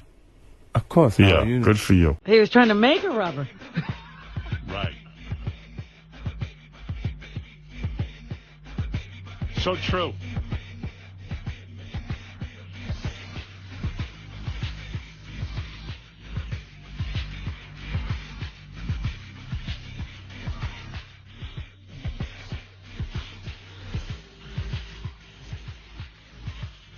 Who's singing? Neo. Who? Neo. That's Neo? Yeah.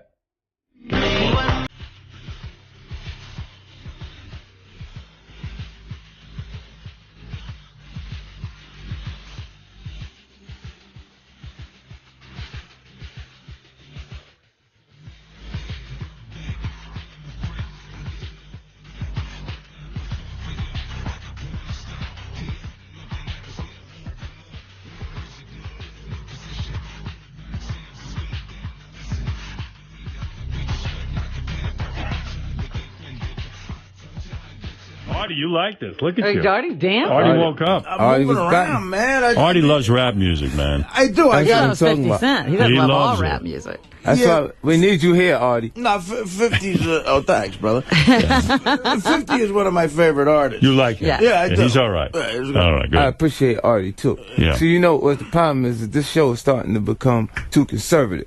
Really? And No, it's it turning isn't. into an old folk show. Yeah. I keep a little bit of hip hop, a little bit of youth driven vibe in here. Well, you got a point we're there. down. Yeah. We're You down. So You got a every good now point. and then you let Artie pick a song. Yeah. You understand what I'm saying? Well, you got a We'll point be there. listening to Anne Murray. Artie. Yeah, man, you can't do that. Yeah, all the Artie's time. the youngster on the show. He's 40-something. That's true. Yeah, he's the kid. I'm the kid. I'm 42. Yeah. Well, 50's new album, Before I Self-Destruct, is in stores now. 50's book, The 50th Law, is in stores now, which teaches you a lot about life and how to make a lot of money, quite frankly. Yeah, I got a chance to collaborate with Robert Greene. He actually wrote 48 Laws of Power, 33 Strategies of War, and The Art of Seduction. Right. And when I got in the middle of that book, I wanted to meet him. And when, I partnered with MTV Pocketbooks and Simon & Schuster to create G-Unit book. So I was able to, reach his publisher of his last book. This is a book about how to handle money and how to make money, right? Yeah. Yeah. And 50's Fragrance, Power by 50 Cent. How's that doing? Is that doing well? It's doing great, actually. You can smell like 50. Yeah. It's available exclusively at Macy's. And Macy's everywhere. Is this the Smell only of success, baby? Is this the only cologne you wear? Well, now it is. Yeah. I used to wear Creed Imperial. And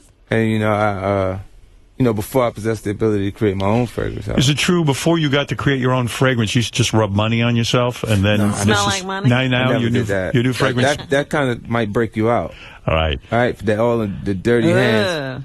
Don't know where it's been. When do you wear fragrance? You only wear it at night or do you wear it all day? Well, when you're going someplace, like when you're getting stuff together. If I wear Now, how do you put it on? Because a lot of guys make a mistake. I'll spray hair. Psh, psh, Okay. On your whatever you wrists? put on your neck. All right. Yeah, you don't not take a too much. bath You in don't it, want to. yeah. You don't want. You don't want to smell like a hooker. That's right. All right. Well, there you go. 50 Cent, everybody. Yeah, when a it's hooker always good has seeing you. too much of that on, you wonder what she's hiding. You gotta be careful. Yeah, right? Yeah. You know something ain't gonna smell right if you get it there, right? Take a couple of calls here, and then we'll wrap it up. We'll let you get out of here. All right. All right. Peter, go ahead and see Cliff. You're on with 50 Cent. Well, he's gone. Let's go to Jared. Jared, you're on the air. Hey, now. Yes.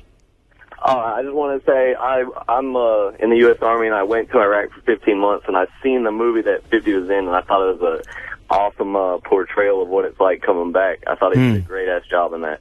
What was the name of that movie? It's Home of the Brave. It was myself, Samuel Jackson, Jessica Biel, Brian Presley. I had a great director, Irwin Winkler. And you were the guy coming back from Iraq? Right. It's returning back into society after experiencing. Will you get the Academy Award, do you think, one day? What's a straight to DVD film? I don't think that's. I don't mean that film. But will you one day earn yourself an Academy Award? In the future. I think eventually I'll be able to do something good. You know what I mean? If not, I'll be a part of projects that have the type of artistic integrity that make me proud of it. Let's go to Rick. Rick in Pittsburgh. Go ahead, ask your question of 50 Cent. Make him no better interviewer than you. 50, I want to ask you, how do you evaluate President Obama's first 11 months in office? Do you believe he's losing some credibility in the black community? Is Obama losing credibility in the black community? And as you know, 50 speaks for the entire black community. Go ahead. Yeah, I've been nominated spokesperson for the entire black What do you community. hear on the street? Well, I don't feel any real negative energy for Obama from there. I think we wanted magic. We wanted things to happen immediately, that instant gratification. I'm shocked how people think, well, gee, he said he was going to change the economy. Right. What do you think? You could change an economy of the United States of America in, what is it, 11 months, 10 months? Yeah, I mean, you can't. Yeah. I even in his inauguration, he said he may take another term. That's right. I think people, they've heard the promises early on in those different speeches, and they look for those things immediately. But isn't that the danger of making, I guess, the promises? I mean, I support the president, but I think it's especially tough once you get into the money interests. They sort of dictate. Every president makes promises. Yeah, all of them in the very beginning. I mean, and when you inherit the country and the state that it's in now, it's definitely a difficult job. I think Obama is representation of hope. You got to. It is, and you got to remember one thing: when this election was going on, everyone's rap was, "I don't care who wins, if it's Obama or McCain. Who the hell would want to inherit George Bush's America? It's 8 years of devastation in terms of this economy, and the expense of the war and everything else. Everyone was even saying, if McCain gets it or Obama gets it, those guys, you wouldn't even want to be the president because it's not going to be an easy road. What do you think? If McCain had gotten in, he'd be any further along with the economy? I don't think so. I just don't think so. You're looking for a miracle. King of all blacks, you're on with 50. Man, you caught me in a bad spot with this damn phone. It's because you got a shitty phone. What kind of phone? No. You must have AT&T service. No, I'm in Inglewood Cliffs, and this is a bad fucking area. I want to ask 50 something very important. Can you hear me now? Yeah, I hear you. Okay. Real important. I'm driving fast. I'm in a fast-ass car, too. Can you hear me now better? Get it done. Tell us the question. We've always heard you, unfortunately. Okay, good. I want to know, do you really think that punk-ass Jay-Z really called the police on Beanie Siegel that night? Well, yeah, he had him removed. Who knows what he's talking about? I don't even know what he's talking about. He's talking about Powerhouse performance in Philadelphia. And it was Beanie Siegel was actually removed from the concert. He was previously down with Rockefeller Records. So, yeah, he actually had him removed. King, that's a shitty question. Yeah, it's a horrible question. No, I have another question. Now, are you still fucking Vivica Fox? You still fucking Vivica Fox? Nah. He fucked her a long time ago. Yeah, she's too old, man. And she sweats on her top lip. She sweats on her top lip? Is that true? I hate 50? Is that true? Is he got any kind of... I've never seen her sweat on her top lip. Right. All right, thank you, King. And finally, Ryan has the last question. Hey, Howard. Yeah. Hey, 50, I want to know about the lawsuit between you and Sesame Street. You have a lawsuit with Sesame Street? Me and Sesame Street. Yeah, you killed the Cookie Monster.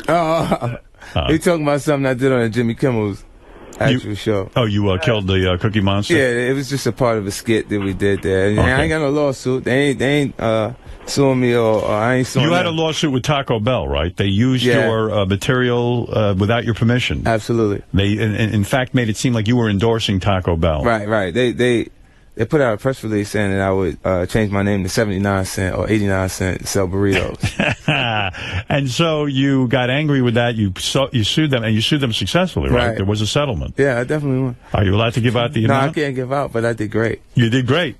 5? Wow. $5 million you got? Did good. Nice. Wow. Nice.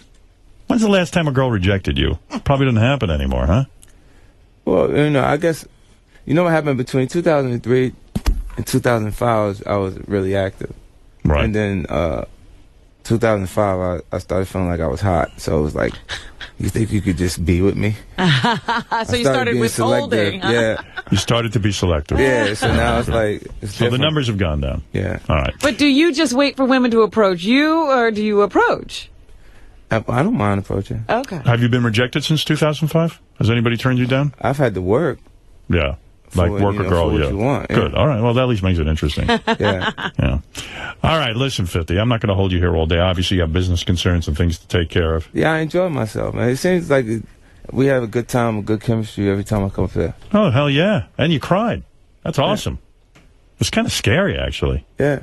You know, I didn't know he was going for tears with that look. No, I didn't know what was going on. Right, I didn't want you to know before I was doing it, right? New album. That's good. New album is called Before I Self-Destruct. It's in stores right now. Yeah. You got to go get a hold of that. 50 Cent's book, The 50th Law, is in stores now. And 50 Cent's fragrance, Power, by 50 Cent. Available exclusively at Macy's. You got to go over there and get that. Good Christmas gift. And great seeing you. And have happy holidays. Definitely, man. All right, and we'll be back right after these words. You promised me next time I come, we're going to have strippers and stuff. You want to have some strippers here next time? I want to see what's going on. He keeps making those promises and never keeping them. Yeah, Howard keep telling me, like... Robin, take off your shirt. I'm not a stripper. Come on, 50 loves it. Show it to him. You would love to bang 50 Cent, wouldn't you? I'd like to Robin's see it. charmed by you. You're charmed by him, right? I like 50. You would go out with him, right? No. You would not go out with him? No. I'd be afraid to. That's bullshit. Nah, he'd give it to you good. The guy's got a big cock. I'm telling you. You could give it to her hard, right? Yeah. Sure. What would be so scary about What's dating? scary? You afraid of the real black man? He's right, yeah. He's the real man. He's been around the block. He has expectations. You know. Oh, you mean you Rylan's think... a perform. She watches pornography too. She No, knows I don't. extreme performance. I do not. You think you couldn't live up to his expectations? I wouldn't even want to. She could do it. Go ahead, man. Give me a little rap on that. Yeah. I ain't got no rap. Come on, let me hear you rap. I was trying to give you a simulation. Rap to Robin. Rap to Robin. I don't got no rap. No, you better get it together. All right, listen, we're going to take a break. 50 Cent, everyone go get the new album. It's called Before I Self-Destruct. Do you think you're going to self-destruct? Nah, man, I'm doing good. I figured I'd offer it to them in art instead of actually doing it, right? All right. That's the way to do it. And we'll be back right after these words. Howard Stern. And now the Howard Stern Show drops in on The Late Show with David Letterman. Well, Katie Holmes, ladies and gentlemen. They have the dark car, the beautiful young lovely actress getting out of the car in a lovely red dress and a coat, and then the flash bulbs. It never happens. Once I wish that would happen. Well, of course, I leave my red outfit at home. I get out of a car someplace and it's always like a guy in a T-shirt from Howard News 100 or something. That's all it ever. Yeah. The Howard Stern Show.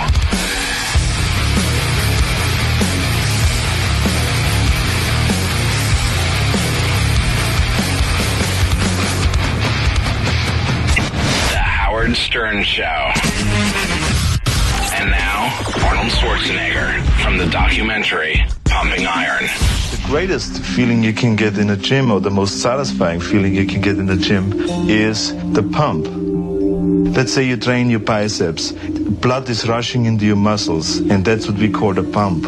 Your muscles get a really tight feeling, like your skin is going to explode any minute. You know, it's really tight. It's like somebody blowing air into your muscle. It just blows up, and it feels different. It feels fantastic. It's as satisfying to me as coming is, you know, as having sex with a woman and coming. So can you believe how much I am in heaven? I'm like getting the feeling of coming in the gym. I'm getting the feeling of coming at home. I'm getting the feeling of coming backstage when I pump up, when I pose out in front of 5,000 people. I get the same feeling. So I'm coming day and night. I mean, it's terrific, right? So, you know, I'm in heaven. Howard Stern Show.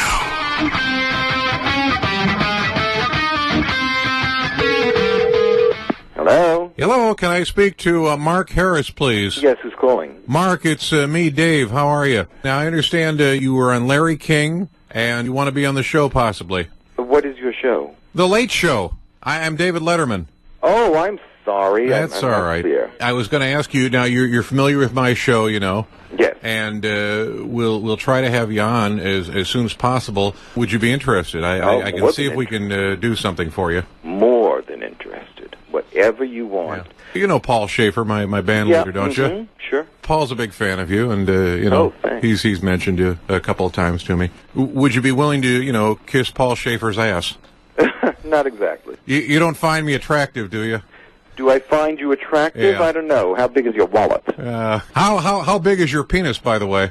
I wouldn't know. I haven't measured it. Do you want that in centimeters or inches? Oh yeah, put that in the email. Do you know the name Stan Burns? Would you be willing to do a buttermilk bath with me on the air? With you for sure. Yeah. Do you remember Stan Burns? Do you know who he is? Vaguely. Vaguely? You don't remember working with him? Yeah. Are you a power bottom or a power top? Are you a pitch hitter? No, I'm not a pitch hitter. I hope not, because you've got to be a catcher to go out with me. Yeah, all right. Do you shave your ass hair? No, someone does it for me. There you go. And how many cocks have you sucked in your life? Never. Attaboy. All right. Now, Paul and I have this idea that we do a bit on the show where I give you a grumpy munchkin. Grumpy munchkin. While Paul checks you for hemorrhoids. And, No. What do you think? No. You don't want to do that? No. All right. Well, listen, I just wanted to say wish you good holidays. And how often do you jack off? Well, you know something, it depends. Yeah. Does a vagina repulse you? No, I think that's where my 4 children came from. Well, there you go. How about if I fuck you in the ass over here? Will that work? Oh.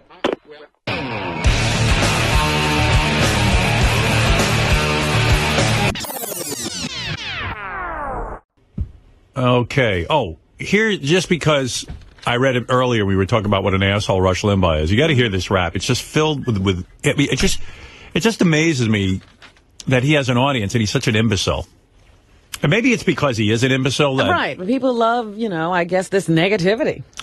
But the statement doesn't make any sense. And just here's one of his dumb statements. And I got two more stories in the stack today about how black unemployment is through the roof. Black unemployment is terrible. The black frame of mind is terrible. They're depressed. They're down. Obama's not doing anything for them. How is that hoax and change working for you? They're all livid. I mean, they thought that all black people. Rush Limbaugh knows that all black people are livid about Obama. All black people, because he knows.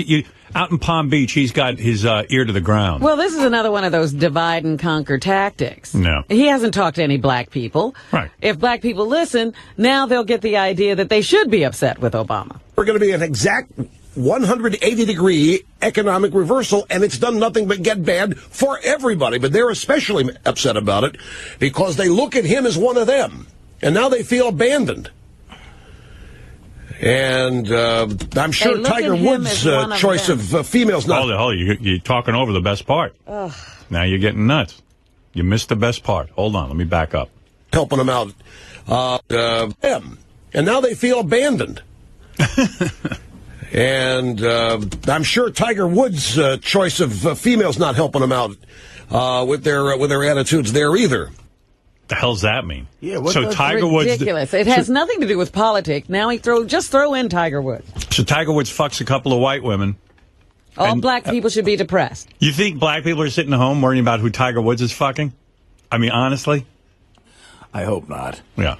Something tells me they could give two shits. They don't give any more shit about who he's fucking than we do. Yeah, I don't think the black interest in golf, quite frankly, has gone up because of Tiger Woods. Right. Tiger Woods is the hero of all these white guys who, get away from their wives on the weekend. You talk about the list of crazy things Rush Limbaugh says. I mean, good Lord. I mean, what about when he said this? Ladies and gentlemen, I've been butt-fucked 7 times. I've been ass-raped twice. I've blown huge black man 30 million times. There you go. Nothing stranger than that, right? Ladies, I always like when he's talking and he goes. Yeah, what's he beating on? His tail. His tail? His tail is wagging on the chair. Yeah, Rush Limbaugh has a tail. Like when you walk by your dog and the tail starts to hit the wood or something like that when they get excited? That's what happens with him. That's his tail? Yeah. Wow. Hey, the other day I played you that tape of the crazy woman yelling on the subway? Mm-hmm. She was yelling about her mother? Yes. That guy Jason Ellis who did our show, he's on Sirius. He's sort of a heavy metal guy. He's the guy who says he's going to, he has his own radio show. He's the next Howard Stern and all that. He was a nice guy. Oh, yeah. Wasn't he a skateboarder at one time or something? He put it to music. I thought it was pretty good. Let me refresh your memory. This woman came on and started screaming about her mother. I'm gonna fucking kill my mother! I'm gonna take a knife to my mother and stab her! I'm gonna take a knife and cut off my mom's breast! Yeah, it's ripe for a heavy metal tune.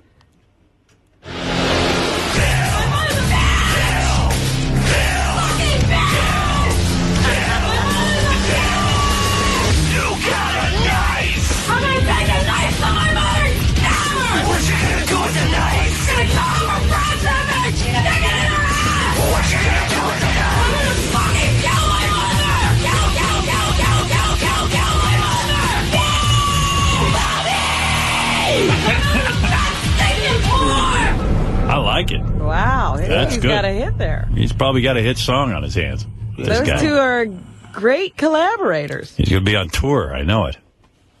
Got to find that woman, though. Yeah, and to work her up, that's a tough one, Don't you love that 50 Cent didn't know what roll call was? I do. Man, that was great. He went out and he tried to make it nice with Lisa and said, I did know, but I was in Howard Stern mode. Oh, he didn't know it. He didn't know. Come on, let's be real.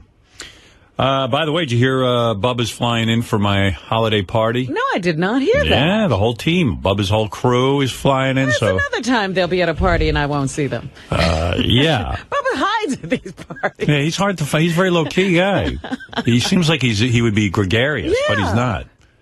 And he always wears a suit that looks like an antenna or something. Like he's very noticeable, like visually. My wedding he was hiding, that's for sure. Yeah, I found him in a corner. The only reason I happened to speak to him was I found him in a corner. Right, I never saw him at the wedding. Are they bringing their women with them, or are they just... I would assume so. Yeah, most people are making it to the big dinner. I'm throwing a dinner. That's my holiday gift this year. And psych, man. Seems like a lot of people are coming. A couple of people said they couldn't come, but Yeah. other than that, everyone's in. And what else? Oh, I don't know. Oh, Will the Farter's here. This guy, he always catches my attention. He's always up to new things. He's almost like... I was going to say, he's been almost here quite a bit this year. He's almost like David Blaine, you know? David Blaine always comes up with a brand new stunt, like he goes underwater for a half hour or something. Or buries himself, or hangs himself. He got in touch with Gary and said he wanted to come in and play a small trumpet with his ass. He claims he can play almost anything, but he specializes in Jingle Bells, Twinkle Twinkle, and Let It Snow. He could either do the kazoo with his ass or the trumpet, and he's going to come in right now. And I thought that was great. There he is. He's dressed as Santa, too. Oh, that's sweet. Guy's got a good sense of humor. Holiday spirit. He's probably the greatest farter on the planet. Could be. He even has his own website devoted to farting.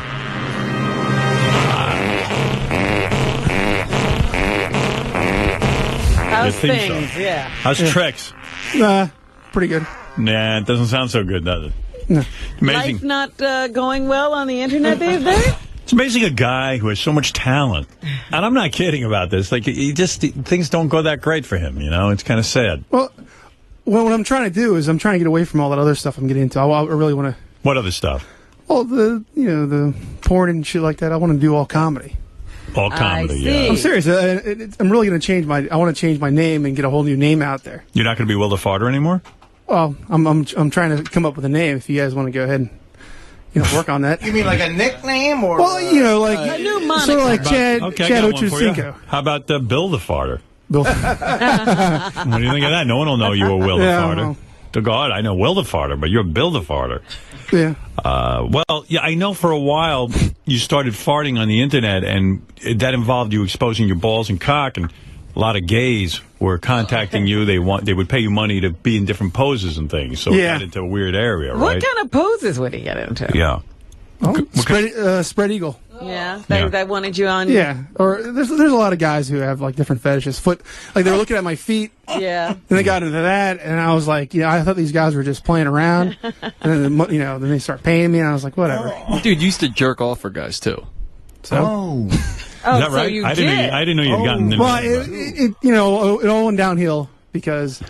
Yeah, from there. Yeah, you almost lost your wife over, right? Because your in-laws found out. Oh, yeah, they found out, and it was funny. They had like a huge, thick stack of paper, right, with everything I ever did. Right. I haven't talked to them since I think April. I would love to see that stack of paper. I really would. Well, go ahead and fax it if you want. Yeah, please do. It's totally embarrassing to me. Yeah. What has he done? Yeah. What did it say on there? Well, it just had. They didn't know I was on the Stern Show. They found all that stuff out about you being Will the Farter. Yeah, they found out that I did a porn. Right. Found out I was in porn. Right. I'm making a living farting. I pretty much don't have a real job. Right. They found out you were jerking off for gay men. Yeah. Oh, yeah. They found out that. Yeah. They found out I do phone sex. Who do you think? Sex. Yeah, with guys, right? Well, yeah. It's mainly domination. These guys like to be put in their place or whatever. Right. What do you say to him? To give me that money, whatever, and they go ahead and you fork it over. Serious. Yeah. Weird. Is your wife still talking to her parents? Is she? Oh, yeah. She is. Yeah, but they just don't want to know about you, and they want her to divorce you. No, well, her mom still likes me. They invited me for Christmas. Oh, yeah? And I never, I won't even talk to them. There's a whole another story that goes with it, though. But I'm not going to go and, get involved with that. Why not? What's the other story? Well, it's regarding what happened to Erica, back in the day with a family member. And they let him get away with what he did. Right. And I did this one thing that I'm not affecting anybody really. It's on me. And it is embarrassing to Erica, but they forgave him, and he's in the family for X amount of years, and I did this one thing, and I'm totally shut out. Right. Well, I mean, trust me, what I did is nothing compared to what that guy did. Yeah, but it sounds like the mom's forgiven you. Well, she might have, but why don't you go for Christmas? They want you to come. Yeah, why don't you wear what you're wearing now? That Santa hat. She might want me to come. She might want me to come, but her sisters and her father, I don't. Oh, I see. Don't you think you could win them over if you just tell them you can play the trumpet with your ass? I mean, that's no. I don't think Mormon families go for that. Right. Yeah, he's married to a Mormon. Yeah. It's very heavy stuff. So. Yeah. So you want to get out of porn. You don't want to be doing like jerking off in front of gay men. So how's he going to make a living? He wants to be a full-time comedian. Honestly, I think because I did a few things like I don't know if you, the Howie Mandel thing. What do you call it? Deal or No Deal? No. Well. Not that show. It was How We Do It. That thing. I was on one of those episodes. You want to How We Do It? Yeah. No. Did that. I did other things too, and it's like I think I can. I think I can if I. Yeah, but the fact is that you make your money. Well, yeah. With the farting and spreading your asshole and letting guys jerk off and all that stuff. So. But how long has it been since you stopped doing what you did to make money? I mean, yeah. How long? 6 years. No. Well, what do you you stopped, right? Oh, no, I haven't stopped. No, you haven't stopped he's yet. thinking about it. No, honestly, listen, he's young and he's beautiful. I mean, what is he going to do? I mean, these guys want to jerk off to 5 him. more years, I'll be toast. There you go. Howard, the other thing he does is he sells his soiled undies to guys. Is that true? No. Yes, it is. No. You haven't done that? Never. Lie. Are you lying? I sold like gear before. What's your gear? Well, gear, like, if I wore my like boxers for like, I tell them I wear for 2 days or something, I send it out. What do they pay for something like that? That sounds wild. $100. $100. Yeah. Well, you can still do that, can't you? Oh, I don't want to do that anymore. I want to go to comedy, seriously. Okay. You're making me laugh with this.